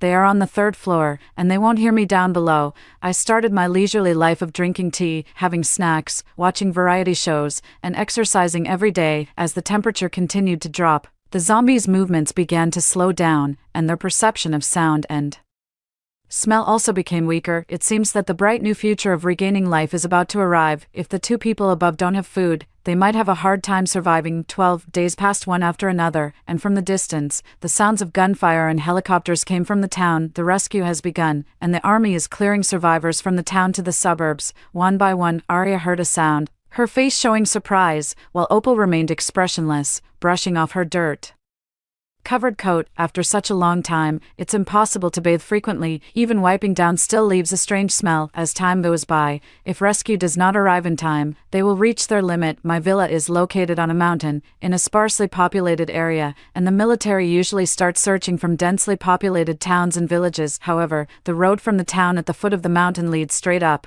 and there are signs for the villa area at the town entrance, so the military should come up to search and rescue upon seeing it. 3 days later, a small team arrived in a military truck. After the vehicle came in, I turned off all electronic devices and shut down all visible surveillance, leaving only a few hidden ones to observe the outside. After all, I'd rather not challenge the soldiers' keen observation skills. I don't want to leave here. I just want to quietly survive alone until the end of the apocalypse. For me, the zombies actually don't cause much trouble, since I won't leave here, but it's different for the two women upstairs. Arya clearly could no longer contain her excitement, like a traveler who sees an oasis in the desert. I'm here. Come save me. Come save me. Arya broke free from Opal's grip and ran to the balcony to shout. I cursed the fool in my heart. Not only the soldiers heard the cries for help, but the nearby zombies also heard it and immediately rushed towards the villa. The soldiers over there also quickly took out their guns and grenades to clear the surrounding zombies. The zombies now, due to the weather, were no match for the soldiers. After a few hours, the situation was brought under control. As soon as the soldiers came in, Arya couldn't wait to come down from upstairs and cling to one of the soldiers. While clinging, she said, "Please, save me. I can give you everything I have." The soldier quickly took a step back, distancing himself from Arya. The leading soldier, frowning and with a serious expression, said to Arya, "It is our duty to save the people. We will take you out without asking for anything in return." After speaking, he instructed his subordinates to continue the investigation, while he went to another villa. Sure enough, the people nurtured by the country are also upright and incorruptible. I didn't dare to keep staring at the surveillance, and I didn't know if it was an illusion, but I always felt that the leading officer sensed my presence. But it doesn't matter, as long as I don't take the initiative to go out, no one can find me. I continued to watch the two women. Opal sat quietly beside me, while Arya kept eyeing the nearby soldier. I always felt that the mental state of these two women was not quite normal, but in the apocalypse, that's also normal. After all, Arya had previously exchanged her body for basic needs, so it was inevitable for her to flirt with men like this now. However, she seemed to have forgotten that she hadn't eaten for a long time and hadn't cleaned herself for a long time either. Her current appearance was simply a walking skeleton, exuding a strange smell. The nearby soldiers didn't dare to approach her. Just as everyone was organizing their equipment and supplies, a red shadow suddenly flashed out and headed towards a soldier. Just as it was about to happen, Opal quickly pulled the little soldier over and went up to face it herself. Arya beside her was so scared that she hugged the little soldier next to her. The little soldier, who was about to draw his gun, missed the best shooting opportunity because she stopped him. Opal had been hungry for too long, and she quickly lost strength against the zombie's hand. The zombie bit into Opal's arm, and at that moment, the officer came in and shot the red-clothed zombie dead, but Opal had already been infected. I looked at this girl. She was about to have a bright future as an observer.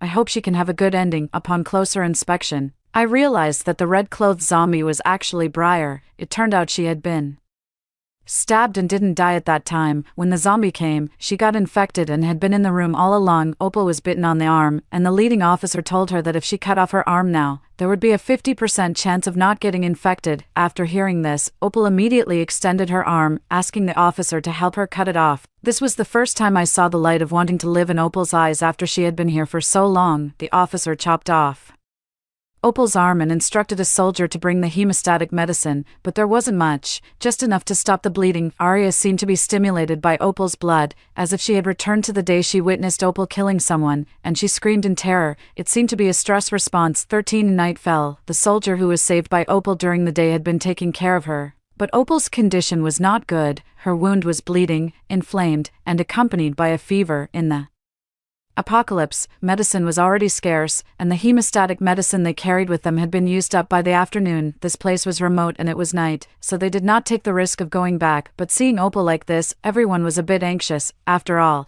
it was to save their comrade that they ended up like this. The leading officer said, "I will go back to the camp to get medicine. You all keep an eye on this place." A big soldier blocked his way. I looked at the scene and thought, if I go out now, it must be dark outside and there will definitely be zombies, but I don't want to expose myself. However, I want Opal to survive. Suddenly, I remembered a hidden entrance I had built when creating the secret base, under the sofa. I just need to go underground, throw the medicine up, and even if they come in through that entrance, they won't reach the real secret base because the connecting place can only be opened with my fingerprint and magnetic card, and the opening is very hidden. Even I need to have the map to find it. I can't think too much about it now. I took the map, found the location, and quickly walked to the abandoned entrance, relieved that the fat guy and his group hadn't moved the sofa or even lifted the white cloth. I carefully pushed out the fever-reducing medicine, iodine, anesthetic, alcohol, and the antibiotics I had bought at a high price through the white cloth. I also took some water, self-heating rice, hot pot, and compressed biscuits. I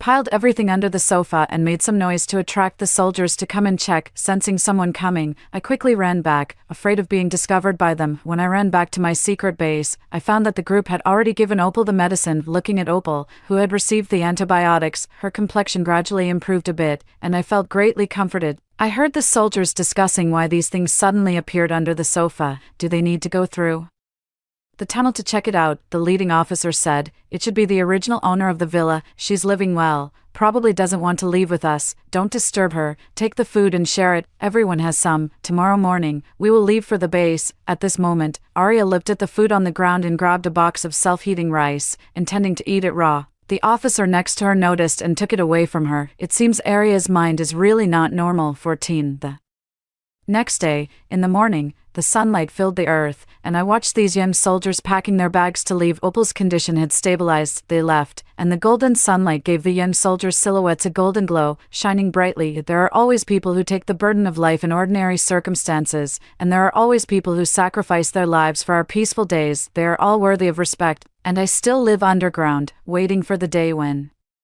the flowers bloom. Story 2. At the very beginning, everyone thought it was just an ordinary typhoon. At first, it just rained a little, and the gradually gathering dark clouds in the sky didn't draw anyone's attention. Soon after, the wind started howling violently, pounding against the windows one after another. Then, the water supply and power were cut off, and the mobile phone lost its signal. Until the eye of the typhoon completely made landfall, the rain became heavier and heavier. The big trees by the roadside were uprooted and crushed pedestrians. The glass windows of the seaside residents were shattered by the impact of the typhoon, and the glass shards were swept up by the strong wind, becoming a deadly weapon in the air at any moment. Several heavy iron sheets were blown into the residents' houses in the air, and the sharp blades directly cut off half of a resident's head. Only then did people suddenly realize that the end was coming. 1. The news on the mobile phone kept popping up with the message that the typhoon vortex was about to make landfall. The eye of the typhoon on the map was moving towards the coastal city of Sia at a uniform speed, which was a couple of hours' journey away from where I lived. My colleague Daniel smiled and said, "People in Sia City have started stockpiling supplies.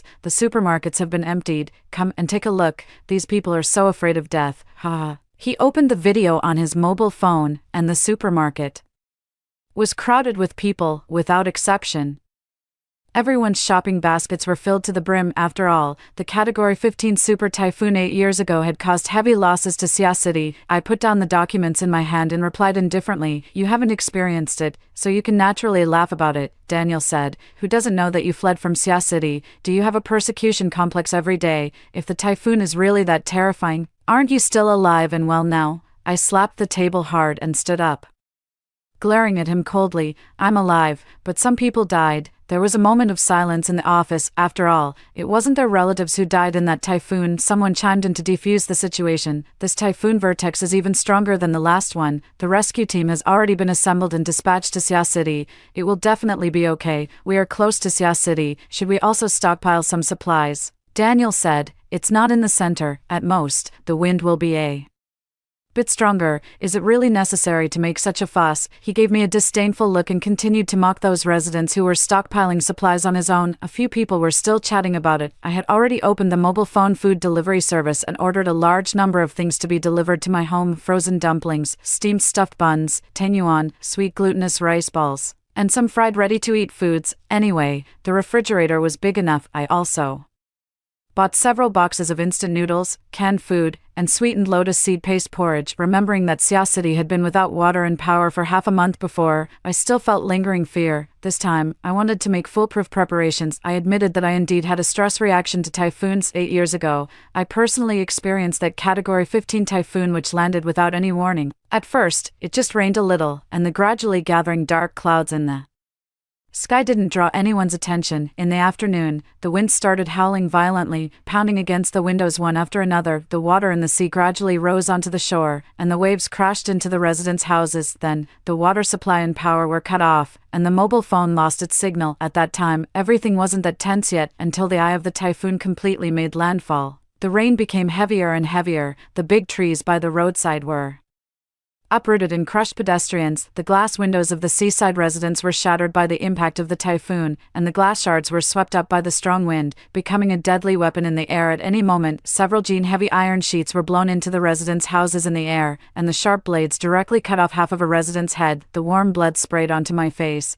and the landlady died right in front of me. "Ah, hurry up, find a place to hide." Everyone started to panic and curled up in the house. The disaster had really arrived. I was trapped under the cabinet for a week. During those days, I could only drink muddy water and eat some garbage that floated in with the water until the rescue came. After waking up from the painful memories, I rubbed my aching temples and glanced out the window. The sky was clear and blue, and the scorching sun was still hanging high in the sky. A little breeze gently swept the leaves, calm and peaceful. This wasn't a good sign. As the edge of the typhoon eyes landfall, there was no movement at all. The next second, I received a message from the flood control office on my mobile phone. "This typhoon vortex has been upgraded to a super typhoon. It is expected to make landfall tomorrow and will have a significant impact on our province. Precautionary measures: close doors and windows, reduce going out, and stockpile food, move sundries indoors. Do not approach dangerous walls, big trees, utility poles, etc. In case of danger, please seek help in a timely manner." 2. There were still 8 hours before the typhoon made landfall. Patches of cirrus clouds began to appear in the sky, gradually thickening and turning into a dark mass covering the city. However, there was that out-of-place, beautiful red and blue glow hanging on the horizon. My eyelids twitched. The sunset glow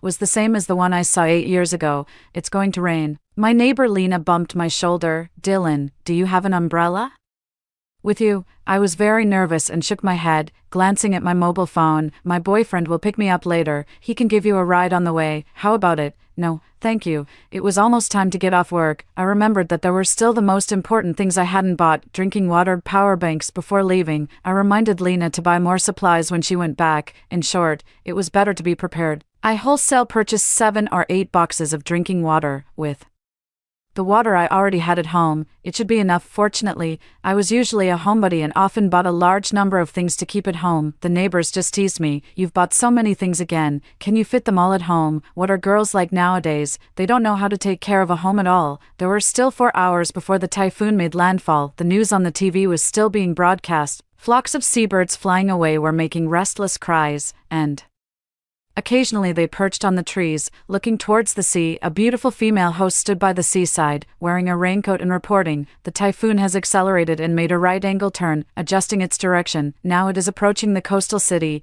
Please pay more attention to precautions." The picture changed. The waves on the sea were crashing against the shore one after another, and the highest ones had already surged several meters onto the shore. Dense shoals of fish and shrimps unexpectedly swarmed onto the shore. The wind was blowing fiercely, and suddenly it started to rain heavily. The female host lost her balance and fell out of the picture. Her last words were, "The typhoon is coming." The neighbor sighed, "Natural disasters are beyond human control. I hope Sia City can get through this safely this time." I nodded and advised them to also buy some supplies as a precaution. I blocked the door of the room with a cabinet, pasted the windows full of adhesive tape, and then stuffed towels into the gaps at the edges. Only after making thorough preparations did I heave a sigh of relief. This typhoon was coming menacingly. Although I was on the edge of Sia City, it was inevitable that I would be affected. In the evening, it finally started to rain. At first, it was just a gentle drizzle accompanied by a breeze, but within the time it took to have a meal, the wind blew violently and it started to rain heavily. I was awakened in the middle of the night. The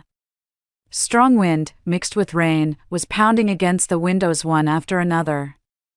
Bang, bang, bang. With a snap, the bedside night light suddenly went out, and all the electrical appliances stopped working. The typhoon had come even faster than I expected. Messages popped up in the property management group. "The first floor is flooded. The water is almost reaching the house from the yard. At property management, come and take a look quickly. Is the power out? Is your power out? Damn it. I was taking a shower and the water stopped halfway. Can anyone lend me some water to rinse off the foam?" The atmosphere in the group at this moment was still one of joking with each other. Without any sign of panic, I looked at the large and small basins in the room that I had filled with water and then felt relieved. Fortunately, I had made preparations in advance. The rain outside was getting heavier and heavier. After checking the doors and windows and confirming that there were no problems, I finally felt at ease and got back into bed. I didn't know if it was because I got up too quickly or it was an illusion, but I felt a bit dizzy. I couldn't care less about the strong wind outside, so I quickly lay down. The chandelier on the ceiling was shaking violently. The whole building was shaking. I turned on my mobile phone, and some people had already started posting videos online. Big trees that could be encircled by 3 or 4 people were uprooted and fell to the ground,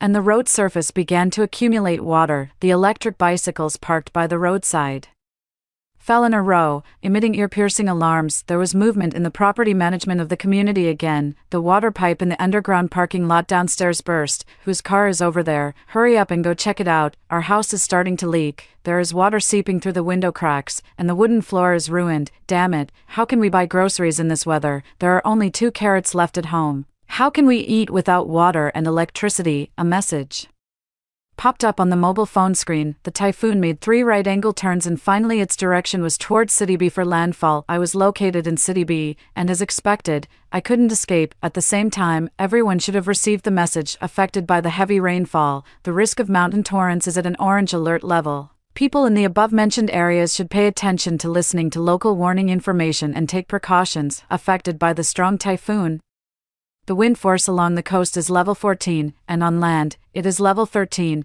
Please pay attention to precautions. I knew that this was just the beginning. 3, bang. There was a violent noise outside, and something was broken. The glass in the toilet shattered all over the floor. Fortunately, I had pasted adhesive tape on all the glass in the house in advance. This could prevent the fragments from flying out. Fortunately, the window was small. I put on gloves and firmly grasped the glass that was about to fly out. The wind, mixed with rain, lashed against my hands. The glove was cut open, and a smell of blood filled the air. Finally, I pulled it off with force. If it fell and was caught in the wind, the consequences would be unthinkable. A bird, covered in blood, was swept in through the window by the wind. It was severely squeezed by the wind, and its eyes were slightly protruding, and its internal organs flowed out from the back. The wind was getting stronger and stronger. I fixed a board to blocked the window and, fearing it wasn't strong enough, added another layer of adhesive tape for reinforcement. Even so, those nails were still wobbling. When it was almost dawn, this night was barely over. The property management worked all night to repair, and the best result was just to block the water pipe in the parking lot. I opened the refrigerator and took out a pack of frozen dumplings. Fortunately, I bought a home battery yesterday that could power my refrigerator. Otherwise, no matter how much food I had, it would go bad in this hot weather. I boiled them for 8 minutes, and they were just the right texture I liked, neither hard nor too soft. My mobile phone vibrated slightly. I opened it and saw a message from the neighbor who had criticized me yesterday. Do you still have any food at home? My 2 children haven't had anything to eat since the power went out last night. Wait a moment, I cooked another plate of dumplings, put them in a thermal bucket, and placed a bottle of drinking water at the door of the opposite house. After a while, the neighbor across the way sent a red packet and said thank you. I didn't accept it. After all, before the typhoon passed, I wasn't that kind-hearted to keep helping others. People in the property management group were all complaining. They couldn't go out and the flooding kept going. The typhoon blew down a tree that blocked the road in the middle, and the branches pierced through the glass and entered the house of the resident on the first floor. Outside, I could only feel that the strong wind wanted to tear everything in my house apart and rush in to tear me to pieces as well. After bandaging my wound, as soon as I sat down, the doorbell rang, for through the peephole, I saw a man standing at the door, anxiously pressing the doorbell again and again. Hello, do you have any drinking water at home? I can buy it with money. I haven't eaten anything all morning and I want to buy a bottle of water from you. Is that okay? I didn't respond for a long time, and the knocking on the door became more violent. Hey, don't play dead. Can't you even give me a bottle of water? Damn it. Do you believe I'll break down the door? I had seen this man before. He was the fitness coach from the gym downstairs, with a lot of muscles, and he treated protein powder like a staple food. I picked up a baseball bat beside me with one hand and a stun spray with the other. A single woman living alone must have the awareness of self protection. I still softened my heart. I pulled up the security chain and opened the door a crack, then threw out a bottle of water. This is the last time. The man wasn't easy to deal with and raised his voice. What do you mean? Are you treating me like a beggar? Brother has money. Let me go in and choose. Boom. The wind in the corridor was blowing fiercely. A bolt of lightning struck the sky, and a rumbling thunderclap scared both of us. The man immediately wilted a bit, perhaps out of fear. He didn't dare to speak loudly anymore. Don't come out, be careful, this typhoon isn't something to be trifled with. Sister, just give me some more things, I'll pay you. He took out his wallet and threw 500 yuan in. Looking at the window in the corridor from time to time, the heavy rain was pounding on the window, making a loud noise, and accompanied by the thunder. It was terrifying. Finally, I gave in. This was human nature in the face of natural disasters. I casually picked out some food and stuffed it to him.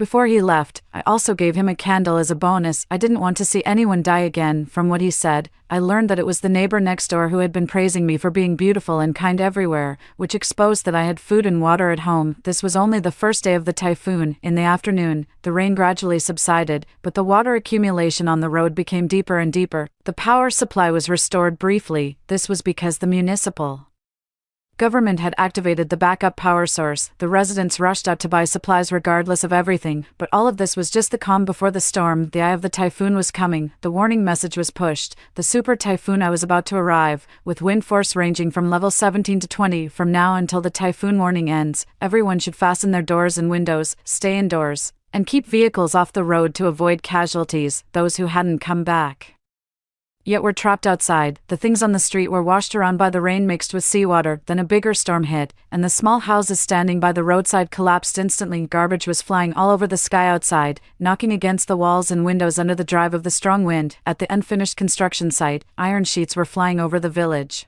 recklessly looking for a place that didn't belong to them to land. Steel bars pierced into the iron sheet houses of the nearby workers. I didn't know what a desperate scene it was inside. Finally, everything disappeared into the waves swept by the typhoon. I could only hide in the closet and keep comforting myself. Tomorrow will be better. I have to survive until the typhoon ends. 5. The storm lasted for a day. The typhoon finally weakened a little, but the house started to leak. Water droplets began to seep out from the walls, and the rainwater was constantly pouring in through the window cracks. I wrung out the wet towels, squeezing out bucket after bucket of water. In the end, it was of no use. The ceiling also started to drip water, and soon the water level reached my ankles. I looked downstairs and felt goosebumps all over my body. The entire first floor was completely flooded. Cars were floating on the water, drifting in the direction of the wind. The big trees on both sides of the road were also floating on the water. The high voltage wires were hissing and sparking. If they fell into the Water, it would really be life-threatening. The woman next door had said she wanted 3 buns from me this morning, but now there was no sign of her. I tentatively knocked on her door, and the door lock fell to the ground without much effort. Bang!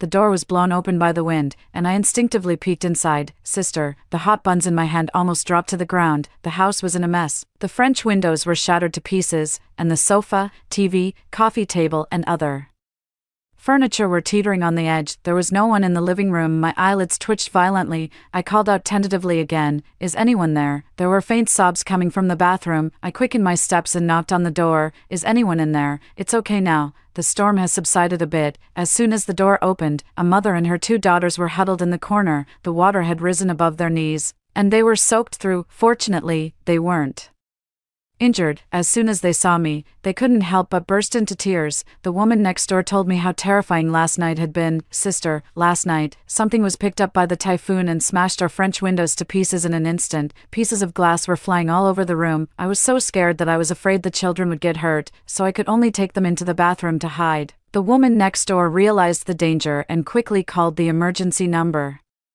But the mobile phone had no signal for this single mother and her children. They were undoubtedly desperate. In such a situation, they couldn't go out to ask for help either. I stuffed the buns into her hand and comforted her. "It's okay now, sister. Don't worry. I have experience. We will definitely survive." Listening to her description, I couldn't help but feel terrified. I looked at the supplies all over the room and gave a bitter smile. I had originally planned to survive alone. At least, I could wait for rescue for 3 months without any problem. Now, with 3 more mouths to feed, I could only save and make do. I didn't choose to bring them back to my home. In the face of the disaster, I still chose to be cautious, selfish. Well, just be a bit selfish. At least, I had done my best. Mom, I want to make a wish that the typhoon will pass quickly and everyone will be safe and sound. The little girl held the bun in her hand and curled up in her mother's arms, closing her eyes and praying. Her mother stroked her head, and her eyes turned red. Yesterday was her birthday. I rummaged through the house for a long time before finding a decent small cake and stuffing it into her hand. "Everything will be as you wish." 6. The vortex typhoon started to strike again in the evening. The sound insulation of this old house wasn't very good. There were 3 or 4 people trapped in the elevator of this building, and I lived right opposite the elevator. I could clearly hear their desperate cries for help. The power supply in the city had been restored, but the wires of this old house had been blown off by the wind. "Help! Is there anyone there?" Press the emergency button quickly. "Call the police." "There's no signal. The mobile phone has no signal." I picked up my mobile phone and called the police. Then I went to the elevator. Fortunately, there was a small opening through which I could supply them with oxygen. I carried out a box of water and stuffed the bottles in one by one through the narrow space. I also stuffed in some food. I hadn't lived here for long and wasn't familiar with these neighbors. This scene reminded me of the landlady who had protected me when the typhoon struck. If she were still alive, she would definitely help the trapped people just like me. The little girl raised her head and gulped down several big mouthfuls of water, then smiled sweetly at me. "Thank you, sister. You're so kind." The man in a suit also nodded to thank me. If I remembered correctly, he should be an executive who had come back to visit his mother this time. There was also a couple who were hiding some vegetables and fruits behind them. An old grandpa stood there, neither drinking water nor eating anything. I took the liberty of persuading him to eat something, saying that the rescue wouldn't come soon. He glared at me. "Who asked you to care? Eat, eat, eat. You still want to eat when you're about to die."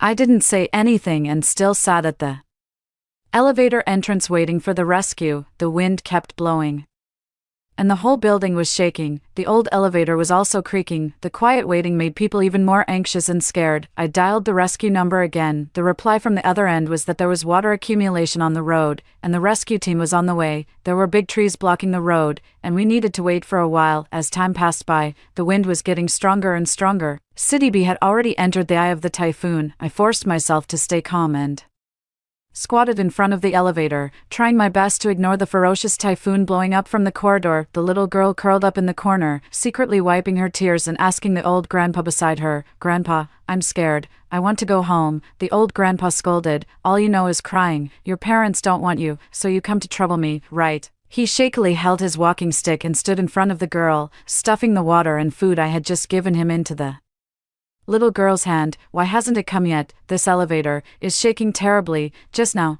I heard something seem to break," the woman in the couple said with a sobbing voice, her hands and feet going limp as she sat on the ground. "I heard that sound too." Her husband slapped her and cursed, "You jinx." Everyone fell silent again. Only when the typhoon stopped briefly could we clearly hear everyone's nervous heartbeats. Bang, snap, The elevator started shaking violently and tilted at an angle.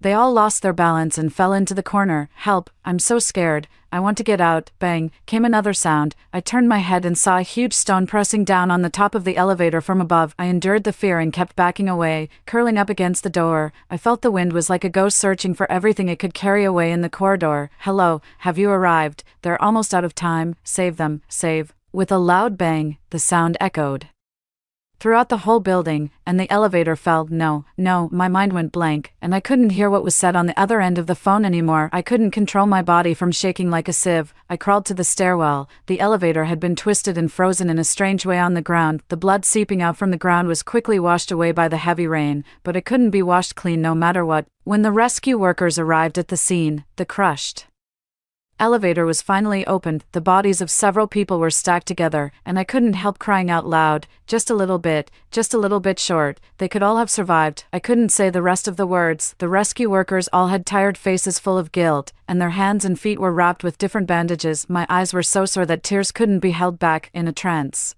I heard the little girl call me sister. I ignored the rescue workers' defend and rushed into the elevator. I sobbed and said intermittently, there's someone alive. As soon as they heard this, everyone quickly carried out the bodies. When we found the little girl, her grandpa was holding her tightly in his arms. His whole back was crushed, but he still didn't let go. Finally, the rescue workers pried his hands apart with great effort, muttering, "You're safe now." Only then did grandpa's hands let go. "There's an injured person, she's still alive." At this moment, the water was getting deeper and deeper, and the accumulated water was pouring into the elevator. The rescue was urgent. They put the little girl on the rescue boat and sent her to the hospital. The rest of the people had all lost their breath. I thanked the rescue team profusely and finally told them to take care of themselves too. I hid back in my home, wiped the blood off my body, and at a glance, I saw the dead bird. In the face of natural disasters, the power of all living things was vulnerable. At this moment, an idea secretly germinated in my heart. "7, sister, open the door, sister." It was the voice of that fitness man. He was knocking on the door anxiously,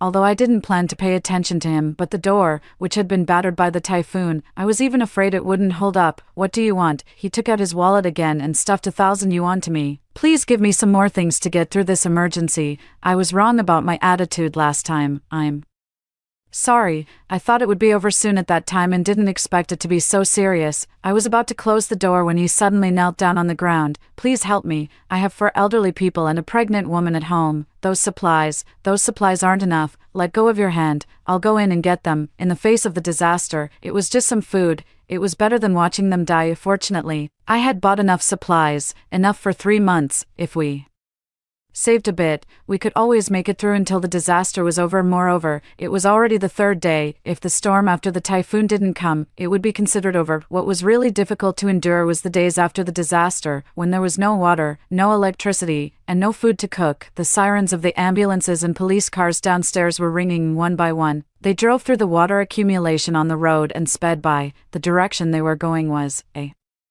boarding school. The wind was getting stronger and stronger. If those sparks weren't controlled, I didn't know where they would be blown to. There were still children inside. The signal towers and utility poles were blown down into the water by the torrential current. The waves surging from the seaside washed everything on the ground clean. That fitness man came again. I opened the door impatiently and said to him, "Didn't you just take a whole bunch?" As soon as I finished speaking, he was wearing a raincoat, and there were 3 big characters "volunteer" written on the red armband on his arm. I was taken aback. "What's this?" He scratched his head shyly. "I'm going to the disaster area for rescue work. My family asked me to come and thank you for your help. Do you know how dangerous it is to go now?" His eyes were particularly determined. He patted his chest and said proudly, "To be honest, I'm a retired soldier. Now, it's exactly the time when I'm needed. I still have the nerve to ask you to take a look at my wife and the elderly at home for me." I opened my mouth, wanting to say some words of dissuasion, but in the end, they got stuck in my throat. My nose felt sour, and I turned my face away.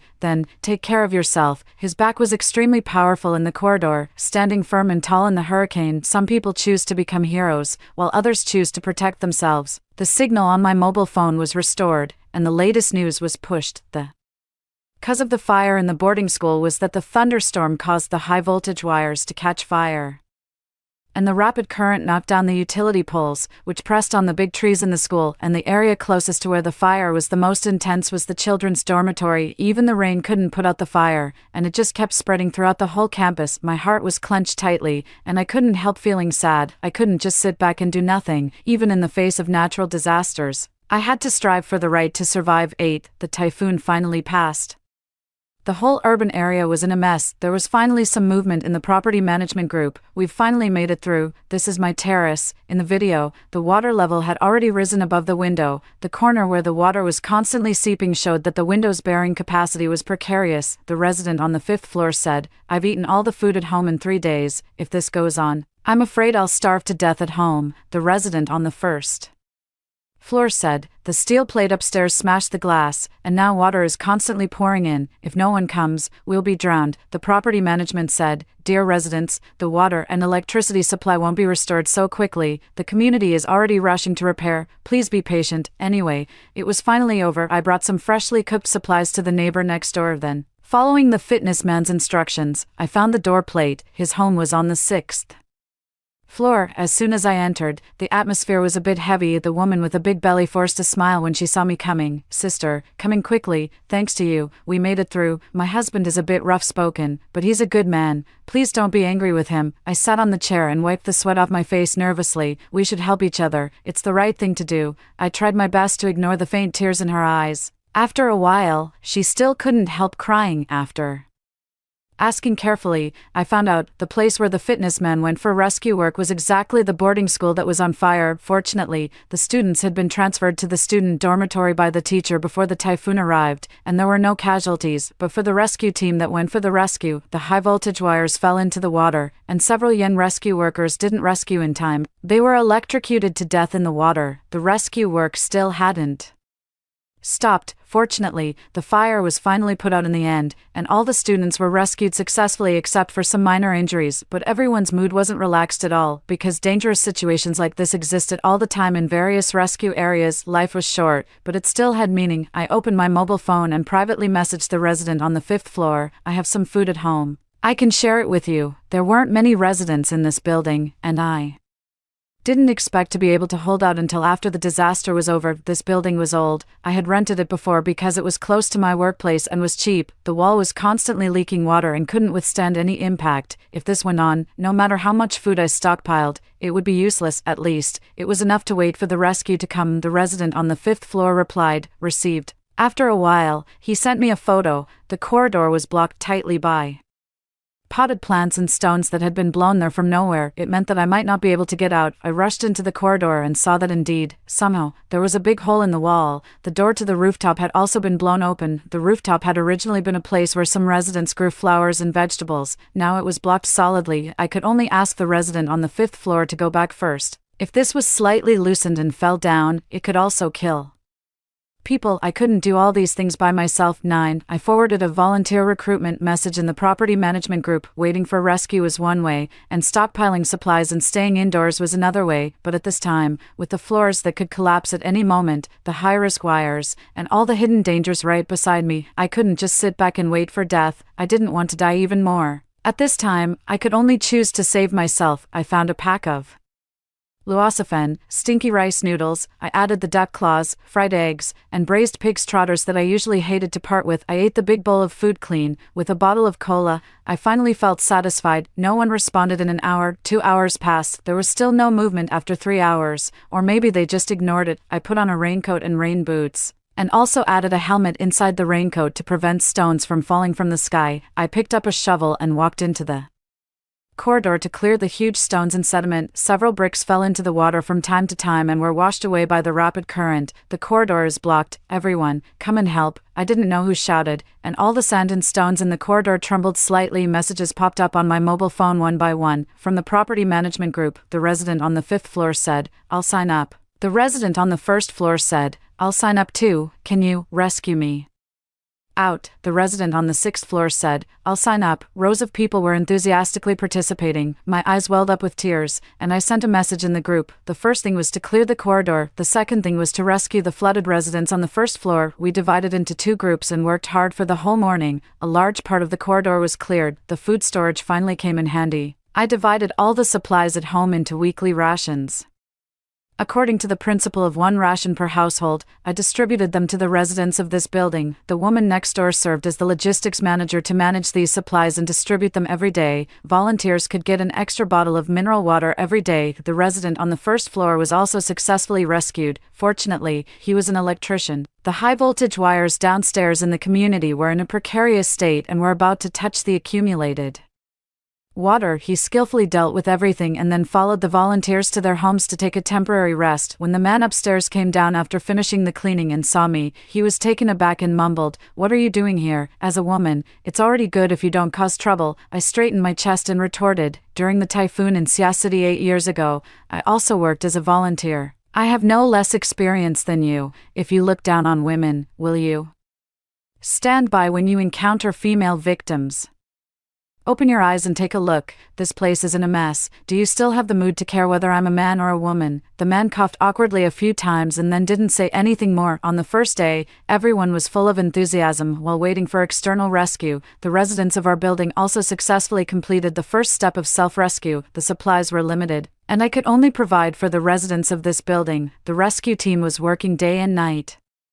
All we could do was buy them enough time in order to speed up the progress. The volunteers assisted the community property management in the repair work. On the second day, we set up windproof cloths to block all the holes, just in case falling stones flew in. Dealing with the accumulated water was the most troublesome. First, we had to clean the drainage network and then arrange the water pumps. Several taller boys could barely stand firm in the water. Fortunately, the rain was not heavy now, and the community was located on a relatively high ground. It was the best time to deal with it. On the third day after the typhoon ended, the city's drainage system also began to function, and the water accumulation on the road gradually decreased. While I was standing on the roadside shoveling water, the woman next door ran downstairs in a panic. "Dylan, something's wrong, on the 6th floor. The wife of the guy on the 6th floor is going to give birth." The fitness guy's phone couldn't get through. Fortunately, the water accumulation in the community had been cleared, but everyone's cars had been soaked and scrapped. The pregnant woman was lying in the arms of the woman next door, sweating profusely and biting her lips tightly without making a sound. I knew she was afraid of causing trouble for everyone. The woman next door wiped away her tears lovingly. "You'll be fine for sure. Don't worry, sister is here with you." "Dylan, this can't be delayed any longer." When the woman next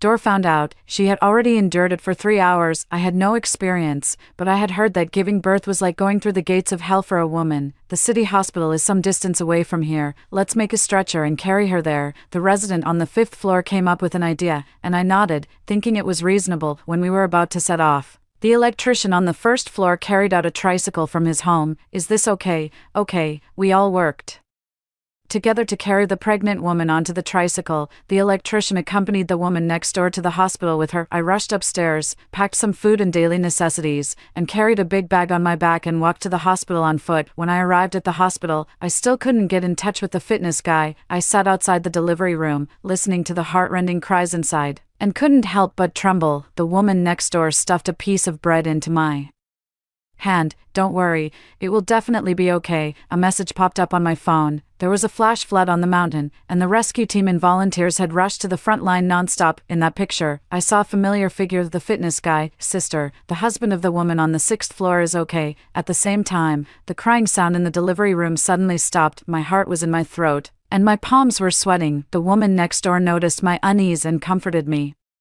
"It's okay, she must have given birth. There must be the baby's cry." I was silent for a while. "My mom died when she gave birth to me. What about your dad?" "He left me and went away." She hugged me and said softly, "We will be your family from now on." After a while, the nurse came out holding the baby and said, "Mother and son are both safe." It was a little boy. He was wrinkled and had fine fluff all over his body, so ugly, so small. But I liked him very much. 10. The rescue work continued.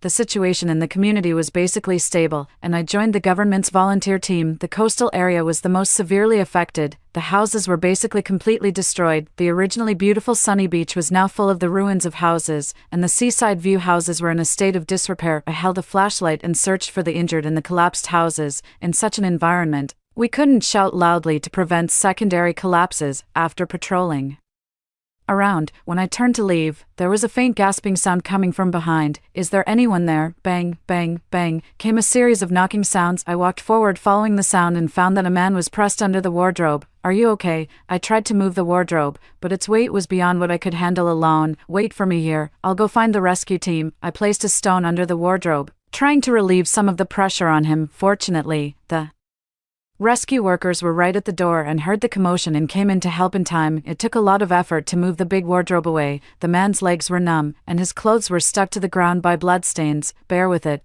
I'll help you remove them. Thank you, Dylan. The man's hoarse voice sounded. I instinctively opened a bottle of water and fed it to him when he was carried onto the ambulance. I then realized that it was Daniel, who had laughed at the people in Sia City for being afraid of death before the typhoon came, but now that he had experienced the consequences of the typhoon, I couldn't laugh at all. 11. The fitness guy and I were awarded the Best Citizen Award. His son recognized me as his godmother. That ugly, fluffy little baby was now white, tender, and cute. The woman next door brought me the newly wrapped dumpling she made. The municipal government is raising the national flag today. Are you going? This was the first time the national flag was raised after the disaster. I arrived late, and the municipal government square was crowded with people. The national anthem started. The People's Liberation Army soldiers carried the flag and walked step by step towards the platform. Instantly, on the square of the municipal government, people spontaneously began to sing the national anthem, starting softly and gradually getting louder. There were occasional soft sobs among the people. This was also the first time everyone had gathered together